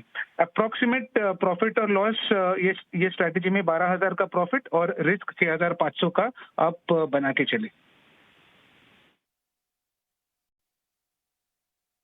HDFC की 1550 की कॉल है, आपको सीधा सीधा लेनी है। ये 28 से 30 रुपए की है और 17 रुपए का स्टॉप लॉस, 50 से 60 रुपए का टारगेट है। और आप देख पा रहे होंगे कि आपको अलग अलग स्टॉक्स का चुनाव करने की ज़रूरत है। लेकिन एक कॉल तो दे रहे हैं सर HDFC, इस बीच थोड़ा वीक भी हुआ है। तो आप देखेंगे अपनी स्क्रीन पर, माफ़ कीजिएगा, यहाँ पे करीब 1510 के आसपास अभी HDFC चल रहा है और यहाँ पे थोड़ा सा वीक भी हुआ है। एक चीज़ मैं आपको और नोटिस करा देता हूँ, वो नोटिस कराता हूँ आपको मैं इससे निफ्टी के अंदर करीब 45 से 50 पॉइंट के आसपास का भी सिर्फ बढ़त रह गई है। आपको सुबह ध्यान है, हमने आपके सामने एक पॉइंट बोला था कि हमारा ना भी कन्विक्शन नहीं आ रहा है, हम सिर्फ वेट एंड वॉच कर रहे हैं। अच्छी बात है कि बाजार गैप के साथ खुल रहा है, हम तो खुद चाहते हैं बॉस, हम तो वेट ही कर रहे हैं कि बाजार गैप के साथ खोले। लेकिन एक गैप के साथ खोलने के बाद ना एक प्रॉब्लम क्रिएट कर रहा है, फॉलो अप बाइंग ना देखकर। आपने गैप तो कर दिया, फॉलोअप बाइंग कहाँ है? बाजार को ट्रैप कैसे करोगे? आप रोकोगे कैसे? सामने वाले को फंसाओगे कैसे? चलाओगे कैसे बाजार को? लीडरशिप की प्रॉब्लम देखो। आप रिलायंस का और सिर्फ HDFC का, दो का ही चार्ट दिखाओ, सिर्फ रिलायंस और HDFC का, इसका चार्ट दिखाना। और फिर उसके बाद में पहले रिलायंस दिखाओ, फिर HDFC दिखाओ। HDFC डेज लो मतलब खुलने के बाद, रिलायंस दिखाओ डेज लो खुलने के बाद। एक काम और करो, आप ज़रा दिखाओ ये एडवांस डिक्लाइन वाला रेशो जिसमें F&O के शेयर्स भी आते हैं। आप उसमें से देखोगे करीब जो कवरिंग के और दोनों के शेयर मिला के आपको मिलेंगे 120 शेयर, 115 है, ठीक है, 115 शेयर आपको स्क्रीन पर दिख रहे हैं और 66 शेयर। बाजार है स्ट्रॉन्ग हैंड्स में, आ गया मतलब गैप के साथ आ गया, लेकिन फॉलोअप बाइंग नहीं आ रही है। डिक्लाइंस भी 65 शेयर्स के अंदर है, नहीं तो डिक्लाइंस बहुत सिमट जाने चाहिए थे। अगर आपको पुल बैक दिखाना तो ये पुल बैक थोड़ा कमज़ोर है, पहला पॉइंट। दूसरा पॉइंट, ऑप्शंस वाले ना थोड़ा ध्यान रखें आज। मैंने एक सर से अभी कॉल चेक करवाई थी 22,200 की, उस समय उसकी कीमत थी 70 रुपये, 70 से रुपये के आसपास। अभी उसकी कीमत रहेगी 45 रुपये। और देखिए हमें कोई हर्ज नहीं है बताने में कि हमारा भी गलत एनालिसिस हो सकता है। तो 78 रुपये वाली कॉल 45 रुपये होगी, हालांकि आपको स्टॉप लॉस लगाए 50 रुपये का तो कट गया है। ठीक, तो एक पॉइंट तो मार्केट ने क्लियर कर दिया कि फॉलोअप बाइंग के लिए थोड़ा रुकना चाहिए। ये कॉल्स के प्राइस अभी भी ठीक नहीं आ रहे बॉस, इसको हटा दीजिए। ठीक है, तो आपके पास वो 78 वाली जो कॉल है वो अभी भी उसकी कीमत 43 है। एक चीज़ मैं और आपको नोटिस कराता हूँ खुलने के बाद, एक बार ज़रा इंडिया विक्स दिखाएंगे आप, India VIX, India volatility index 12.5 के आसपास है, कोई मेजर फॉल नहीं हुआ। ये सुबह खुला था 3-3.5% नीचे, बट ये भी थोड़ा सा रिकवर करके ऊपर आ गया वापस से। इसकी कोई अभी वैल्यू नहीं है, मैं आपको फिर से क्लियर कर दूँ, 13.5-14 तक में कोई मतलब नहीं है, कोई डर भी नहीं है। ठीक है, मेरे को तो नहीं है डर, आगे आपका अपना सबका एनालिसिस है। थोड़ा ना रुकना चाहिए। एक चीज़ मैं आपको दिखा नहीं सकता क्योंकि मेरे पास थोड़ा डाटा ठीक नहीं आ रहा ऑप्शंस का, नहीं तो आपको दिखाता 22,200 जो एट द मनी है, जहाँ पर आप खड़े हो वहाँ की कॉल भी टूट रही है और पुट भी टूट रही है। इसका मतलब बाजार क्या कर रहा है कि ना दोनों को पैसा नहीं देना चाहता। एक ही टेबल पे बैठा हुआ, एक पुट लेके बैठा और एक कॉल लेके बैठा है, दोनों के पास गया, मैंने कहा भाई साहब किसने पैसे बनाए, बोले हम दोनों ही पैसे गंवा रहे हैं। यानी कि मंदी वाला भी पैसे गंवा रहा है, तेज़ी वाला भी पैसे गंवा रहा है। इसका मतलब क्या है? इसका मतलब बाजार एक टाइट रेंज में स्ट्रगल कर रहा है अभी। ठीक है, इन दोनों को स्ट्रगल करने में अभी थोड़ा समय लगेगा, एक तरफा होने में समय लगेगा। तो इसलिए आज का दिन मेरे को लग रहा है डीप डीप डीप चर्निंग का दिन होगा, और एक चर्निंग आपको करवा के दिखा रहा है बाजार। आप देख रहे हो सुबह 120 पॉइंट तक चला गया था निफ्टी। अब हमने नीचे हमारी टिकट ने चलाया भी है, फॉल फ्रॉम डेज हाई, तो आप देख रहे होगे वहाँ से कैसे कैसे हम टूट के आए। इसलिए बस हम कह रहे थे कि थोड़ा वेट करो, मेरा कन्विक्शन उतना हाई नहीं आ रहा अभी भी। ठीक है, आगे बढ़ते हैं। हम जरा इंडाइसिस से बाहर निकल के कुछ एक स्टॉक्स पता कर लेते हैं आज जहाँ पे कुछ लॉन्ग पोजीशंस बन रही है। पहले मैं जरा वो शेयर्स पता करता हूँ और उनमें से कोई ट्रेड मिलेगा तो देखेंगे, नहीं तो छोड़ देंगे। वेदांता तो नहीं, निकल चुका है हाथ से थोड़ा, 1.5%। गेल नहीं, इंडिगो लेके आइए जरा, इंडिगो 2.5% ऊपर है। अंशुल जी एक बार जरा इंडिगो को चेक करेंगे आप, इसके अंदर ना वॉल्यूम नहीं आ रहा है, बस पीछे प्राइस एक्शन बढ़िया आ गया, वॉल्यूम उतना अच्छा नहीं है। ये नीचे तो नहीं आ जाएगा वापस?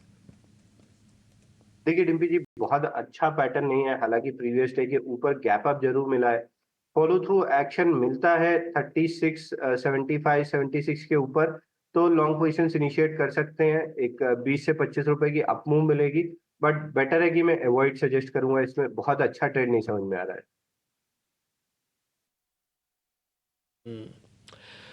ठीक है, डन। तो ये एक प्रॉब्लम तो है ही। आप एक काम और करते हैं, मैं जरा फिर शॉर्ट कवरिंग का भी एक सौदा चेक कराता हूँ रुचिस से, जहाँ जहाँ पे शॉर्ट कवरिंग हो रही है। एक्चुअली टिपिकली वहाँ पे ना वॉल्यूम ही नहीं है। मैं आपको सही बात बताऊँ, अच्छा शॉर्ट कवरिंग एक शेयर दिखाता हूँ, देखो वॉल्यूम कैसे चेक करते हैं। एक बार जरा SBI दिखाओ, SBI की फ्यूचर वाली प्लेट दिखाना जिसमें चेंज इन ओपन इंटरेस्ट लिखा होता है, वो वाली प्लेट दिखाना। ठीक है, SBI, ये SBI दिखा दिया आपने, 90 से 1 रुपया है, यानी कि कहने को 1 रुपया ऊपर है, ये हरे निशान में है। अब जरा फ्यूचर वाली प्लेट दिखाता हूँ, आप नीचे change in open interest check करो, 0.34। ये जो शॉर्ट कवरिंग हुई है इतनी कमज़ोर है कि इसको 2 मिनट लगेंगे साफ़ करने में। एक शेयर में आपको इसी तरह से और दिखाता हूँ, वो भी दिखाना जरा, वह है बालकृष्ण इंडस्ट्रीज़, BKT। बालकृष्ण भी दिखाना, बालकृष्ण इंडस्ट्रीज टायर वाली कंपनी, इसकी भी ऐसी फ्यूचर वाली प्लेट भी दिखाना।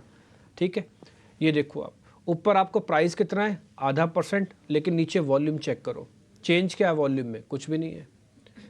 आपको ना जो बढ़ने वाले शेयर्स भी दिख रहे हैं ना, उसका वॉल्यूम भी बैक टू बैक चेक करो, क्योंकि वो हरे निशान में दिख तो रहे हैं लेकिन उसमें इतना दम नहीं है। उसको 2 मिनट में हल्का सा भी इधर उधर कर दिया तो ये सब के सब गिर भी जाएंगे। शॉर्ट कवरिंग का तो कोई सौदा मेरे को मेरा कायदे का अच्छे से। 1-2 अनवाइंडिंग के शेयर पता कर लेता हूँ, थोड़ा वहाँ से कुछ मिल जाए तो। वहाँ पर भी नहीं है। एक काम करते हैं, शॉर्ट्स भी चेक कर लेता हूँ, शॉर्ट्स में अगर कुछ मिल जाए तो। शॉर्ट्स में एक शेयर मेरे को मिला है ABB, एक बार ज़रा दिखाएंगे ABB। रत्नेश जी आप ज़रा चेक कीजिए ABB के चार्ट। मेरा फिर उसके बाद रुचि से दूसरा शेयर पूछूंगा। ABB ये थक गया है क्या शेयर? डेली चार्ट पे थोड़ा बहुत स्ट्रेच हुआ अपने एवरेजेस से, पर जो सेलिंग आ रही है सब बहुत ज्यादा वॉल्यूम से नहीं आ रही, पर हाँ बिल्कुल एक थोड़ा सा जो स्ट्रेच है अपने सभी एवरेजेस से स्टार्ट से थोड़ी सी सेलिंग हमको देखने को मिल रही है। तो मुझे ऐसा लगता है कि जो थोड़ी सी गिरावट है कहीं ना कहीं 62-80 या 63-30 तक आ सकती है। तो वहां तक की एक ये गिरावट बन सकती है। तो बहुत बड़ी गिरावट तो नहीं, पर 60 to 80 जैसा मैंने कहा वहां तक आ सकती है। वहां पे काफी अच्छी डिमांड है। तो वहां तक के लिए किसी को कुछ पोजीशन लेना हो बहुत छोटे से स्टॉप लॉस के लिए, जो स्टॉप लॉस बनेगा यहाँ पे 6460 का, उस स्टॉप लॉस से इंटरडे के लिहाज से जरूर थोड़ा बहुत ट्रेड लिया जा सकता है। डन। एक दो शेयर और जरा पता कर लेते हैं। 45 पॉइंट की बढ़त है और निफ्टी बैंक पे अगर आप देखेंगे ना सिर्फ 90 ही पॉइंट की बढ़त रह गई है और ये 47,580 पे आके ट्रेड कर रहा है। आपको मालूम है ना, इतना तो हमने गैप भी नहीं किया, इससे ज़्यादा के गैप थे हमारे पास, तो हमने गैप से खोया है और लास्ट ट्रेडिंग सेशन में हमने गैप से पाया हुआ है। तो आप ना इसको कंसोलिडेट करके देखो, गैप से ऊपर बंद हुए हैं और आज गैप से थोड़ा नीचे ट्रेड कर रहे हैं, तो मिल कुछ नहीं रहा, वहीं के वहीं बैठे हुए हैं। बट चर्निंग में कई ऑप्शंस राइटर्स आज चले गए, सॉरी ऑप्शंस वाले चले गए जो सीधा बायर्स है, तो चाहे कॉल्स के बायर्स हैं चाहे पुट के बायर्स हैं, वो सफाई हो रही है उनकी। तो बाजार ऐसा चर्न कर देगा ना, मैं आपको ट्रस्ट मी ऐसा चर्न कर देगा ना, जो कॉल्स के बायर और पुट्स के बायर है ना, आज बी अवेयर, आज वो धो दिए जाएंगे मार्केट के अंदर, धो दिए जाएंगे। जिसे कोई अगर आदमी ये सोच के बैठा ना कि 80 रुपये का तो प्रीमियम है, क्या होगा सर 80 रुपये का प्रीमियम थोड़ी वो एक दिन में उड़ा देगा सर। 180 रुपये का प्रीमियम भी आज में उड़ाने की कैपेसिटी रखते हैं, 80 तो छोड़ दीजिए आज। तो इसलिए आज ऑप्शंस के जो बायर हैं, चाहे वो कॉल वाले हैं या पुट वाले हैं, दोनों ध्यान रखना, राइटर्स का आज सबसे बेस्ट डे होगा, सबसे बेस्ट डे। आगे बढ़ते, अंशुल सर अभी आपने शुरुआत में एक टाटा केमिकल्स बताया था, आप कह रहे थे कि 1160 तक चला जाएगा, प्लस कर लें, जिसने सुबह आपको नहीं सुना अभी प्लस कर ले। टाटा केमिकल प्लस किया जा सकता है करंट मार्केट प्राइस से भी। इसमें एक बड़ा बेस बना हुआ है 126 हफ्तों का, वहां से चलना स्टार्ट किया है और वीकली चार्ट पे देखें तो 2 वीक के लो के नीचे फेल्ड ब्रेकडाउन है, तो 1-2 दिन का समय ले सकता है, स्लो मूव रहेगा, बट 1175 1180 तक के टारगेट मिलेंगे। अब एग्जैक्ट मोमेंटम कैच करना कि इतने बजे आएगा मुश्किल है, बट करंट मार्केट प्राइस से लेके चलना चाहिए, 2 से 3 दिन का समय देंगे, 1175 1180 तक के लेवल आराम से मिलेंगे। ठीक है, डन। एक शेयर जरा और लिस्ट लेके आइए, वो है जरा इन्फोसिस, स्क्रीन पे दिखाइए। आज इन्फोसिस के नंबर आने हैं, सुबह भी हमने आपको नोटिस कराया। पिछली बार क्या हुआ कि टीसीएस के नंबर आगे गलत दिन, वो आ गया था ईरान वाला इशू, तो उस दिन हमने टीसीएस के अच्छे नंबर को भी इग्नोर मारा और बाजार ने अपने तरीके से उसको करेक्ट कर दिया। अब आ जाने इन्फोसिस के नंबर, जरा स्क्रीन पे अनुमान भी दिखाना, एक साथ विंडो पे दिखाना, एक पे अनुमान लगा हो, एक तरफ इन्फोसिस का लगाओ, या फिर ऐसे ही दिखा दो। एक बार रुचित आपकी रिकमेंडेशन चाहिए, कोई ट्रेड ले सकते हैं क्या इन्फोसिस पे? मैं थोड़ा बुलिश स्टांस रखता हूँ इन्फोसिस को, अभी आज के डाटा को देख के मैं एक कॉल भी पकड़ सकता हूँ स्टॉक की, रिजल्ट है इसलिए ले रहा हूँ, अदरवाइज तो मैं ये भी नहीं लेता। सर है तो कुछ बताओ, नहीं है तो कोई जोर जबरदस्ती नहीं है। तो रिजल्ट्स के पहले ऑलरेडी काफी शॉर्ट फॉर्मेशंस हो चुके हैं। अगर आप पिछले कुछ दिनों में देखें, जो करेक्शन आया है उसमें ओपन इंटरेस्ट का बिल्टअप भी इनफैक्ट परसों के ट्रेडिंग से काफी स्ट्रॉन्ग था। तो काफी बार होता है कि जब पोजीशंस इवेंट के पहले बन जाती है, तो इवेंट में कुछ भी थोड़ी बहुत अगर पॉजिटिविटी आती है तो वो शॉर्ट्स कवर होने को हो सकता है। सो पॉसिबल है कि क्योंकि ओवरसोल्ड भी है, ऑलरेडी पोजीशंस बन चुकी है, तो शॉर्ट कवरिंग मूव रह सकता है। बट लेकिन मैं सलाह दूंगा कि नेकेड पोजीशंस फॉर्म ना करके जाए, क्योंकि आईटी रिलेटिवली काफी अंडर परफॉर्म रहा है अब तक। सो अगर कोई भी कॉन्ट्रा पोजीशंस बनानी है बिकॉज ऑफ ओवरसोल्ड, तो खरीदारी करें, लेकिन उसको हेजिंग के साथ में खरीदारी करें। यानी अगर आप नो फ्यूचर्स वगैरह बाय कर रहे हैं, तो सामने पुट ऑप्शंस बाय करके या हायर स्ट्राइक प्राइस, काफी हायर स्ट्राइक प्राइसेस के कॉल ऑप्शन सेल करके पोजीशंस हेज करके ही स्टॉक में कोई पोजीशंस बने। ओके, तो ये नजरिया इन्फोसिस पर। रत्नेश जी, गोल्ड फाइनेंस कंपनियों पर, उससे जुड़ी कंपनियों पर राय दीजिए। मनपुरम फाइनेंस ऊपर है, 2% आया। उसके अलावा मुथूट फाइनेंस में भी हम देख रहे हैं कि अभी थोड़ी देर पहले एक तेजी आई, 1% ऊपर ये स्टॉक भी आ चुका है। टाइटन में भी थोड़ी हल्की रिकवरी यहाँ देखने को मिली है। ये गोल्ड से जुड़ी कंपनी जो हैं, कहीं मौके देख रहे हैं आप ट्रेड के लिए, या फिर गोल्ड फाइनेंस कंपनियों में कहीं पर? गोल्ड फाइनेंस में देखे तो मुथूट फाइनेंस में काफी अच्छा स्ट्रक्चर यहाँ पे बना हुआ है। यहाँ पे फ्लैट बटन का ब्रेकआउट देता है, उसके बाद में कंसोलिडेशन चल रहा है, उसके बाद में वापस से यहाँ पे एक तेजी के लिए तैयार है। तो मुझे ऐसा लगता है कि जो इसमें ब्रेकआउट आएगा 1680 रुपये में फ्रेश ब्रेकआउट आएगा, उसका वेट कर ले थोड़ा सा। उसके बाद में जो तेजी बनेगी इसको 1750 तक के लेके जाएगी, वहाँ पे स्टॉप लॉस हम लगाएंगे 1640 रुपये का। तो थोड़ा सा वेट कर ले, एक बार 1680 के ऊपर निकला था फिर मुथूट फाइनेंस में ट्रेड लेंगे।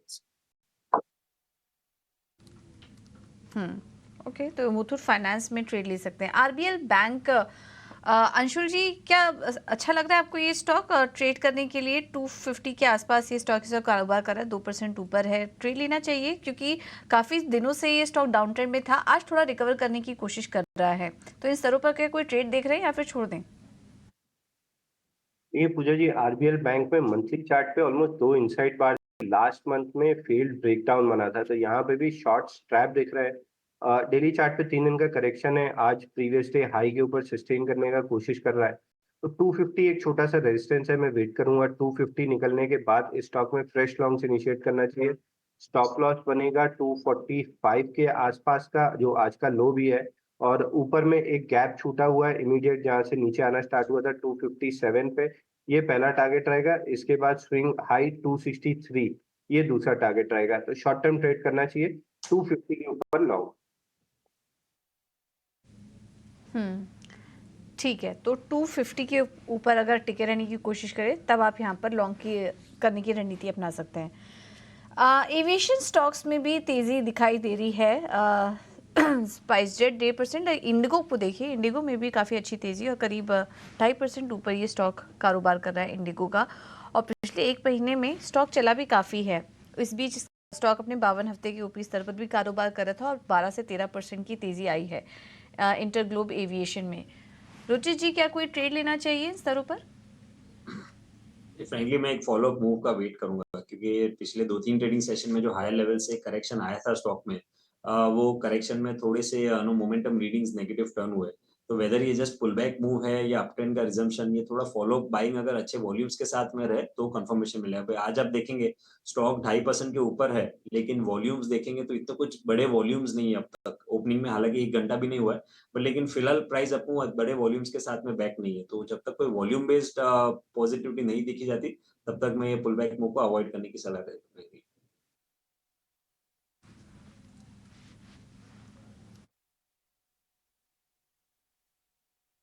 डन।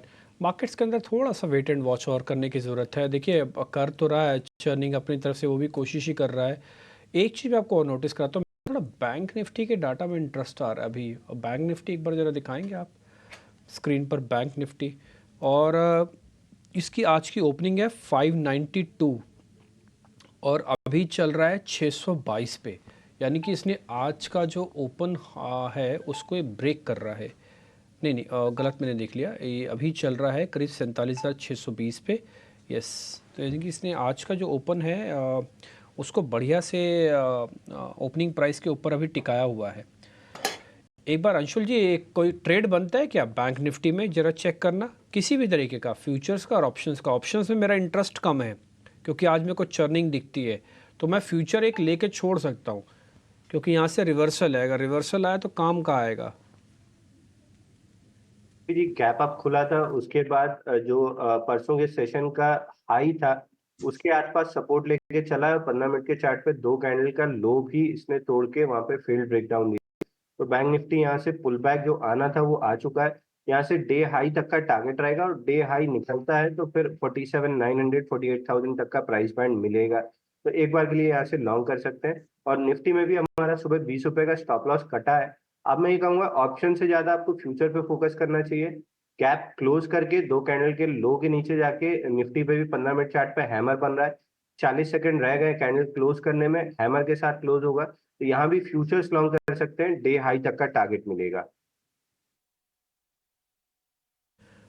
डेज हाई तक के टारगेट्स होंगे, ठीक है, इंटरेस्टिंग है। और इसका जो डेज हाई है मैं वो भी आपको बता देता हूँ। इसका डेज हाई है 270 का, अभी चल रहा है 207 का, यानी कि करीब 70 पॉइंट आपको और मिल सकते हैं। एक चीज़ मैं आपको और नोटिस करा देता हूँ अंशुल सर, आपके लिए है ये, और थोड़ी देर पहले मैंने आपसे दूसरी बार पता किया था, टाटा केमिकल्स, कहते हैं ना पूत के पाँव पालने में दिख जाते हैं, तो कुछ ऐसे ही है। आज शुरू से ही, सुबह से ही इसने अपने आप को स्ट्रॉन्ग किया। 1160 में आपसे कह रहा था कि आ जाएगा, आप ही बता रहे थे, इनफैक्ट मैंने तो खैर सिर्फ नोटिस करवाया, तो 1160 की तरफ आ गया है सर ये ऑलमोस्ट। और मेरे को लग रहा है कि आज ये अगर सब कुछ ठीक रहा, बाज़ार में गिरावट नहीं, तो 1-1.5% और जोड़ने की कैपेसिटी भी रखता है। ठीक है, देखते हैं। बट टाटा देखिए अच्छे शेयर पकड़ी, मैं फिर से बोल रहा हूँ, इटिना स्वदेश देखने का बेनिफिट ही यही है कि आपको बहुत सारे अभी शेयर्स डिस्कस तो करते हैं, लेकिन छटाई करके आप अच्छे शेयर्स पे ही ध्यान दो सिर्फ, और वो किसी ना किसी तरह से ज़रूर नोटिस कराते हैं, चाहे मैं अपनी तरफ से कराऊँ, चाहे चार्ट दिखाएं, चाहे अंशुल जी से मैं बार बार पूछूं, आपको इससे थोड़ा आइडिया लग जाता होगा, अच्छा इस शेयर पे ज़्यादा ही फोकस कर रहे हैं, कुछ लगता है इसमें कुछ ना कुछ है, बस आप उसको नोट कर लिया करो कॉपी में और अपने टर्मिनल पे डाल दो, बस कहीं ना कहीं कोई ना कोई ट्रेड आपको अच्छा मिल ही जाएगा। हमारी भी मजबूरी है, हमें बहुत सारे शेयर्स देखने पड़ते हैं, लेकिन अच्छे शेयर अलग तरीके से हम आपको नोटिस करवा ही देते हैं किसी न किसी तरीके से।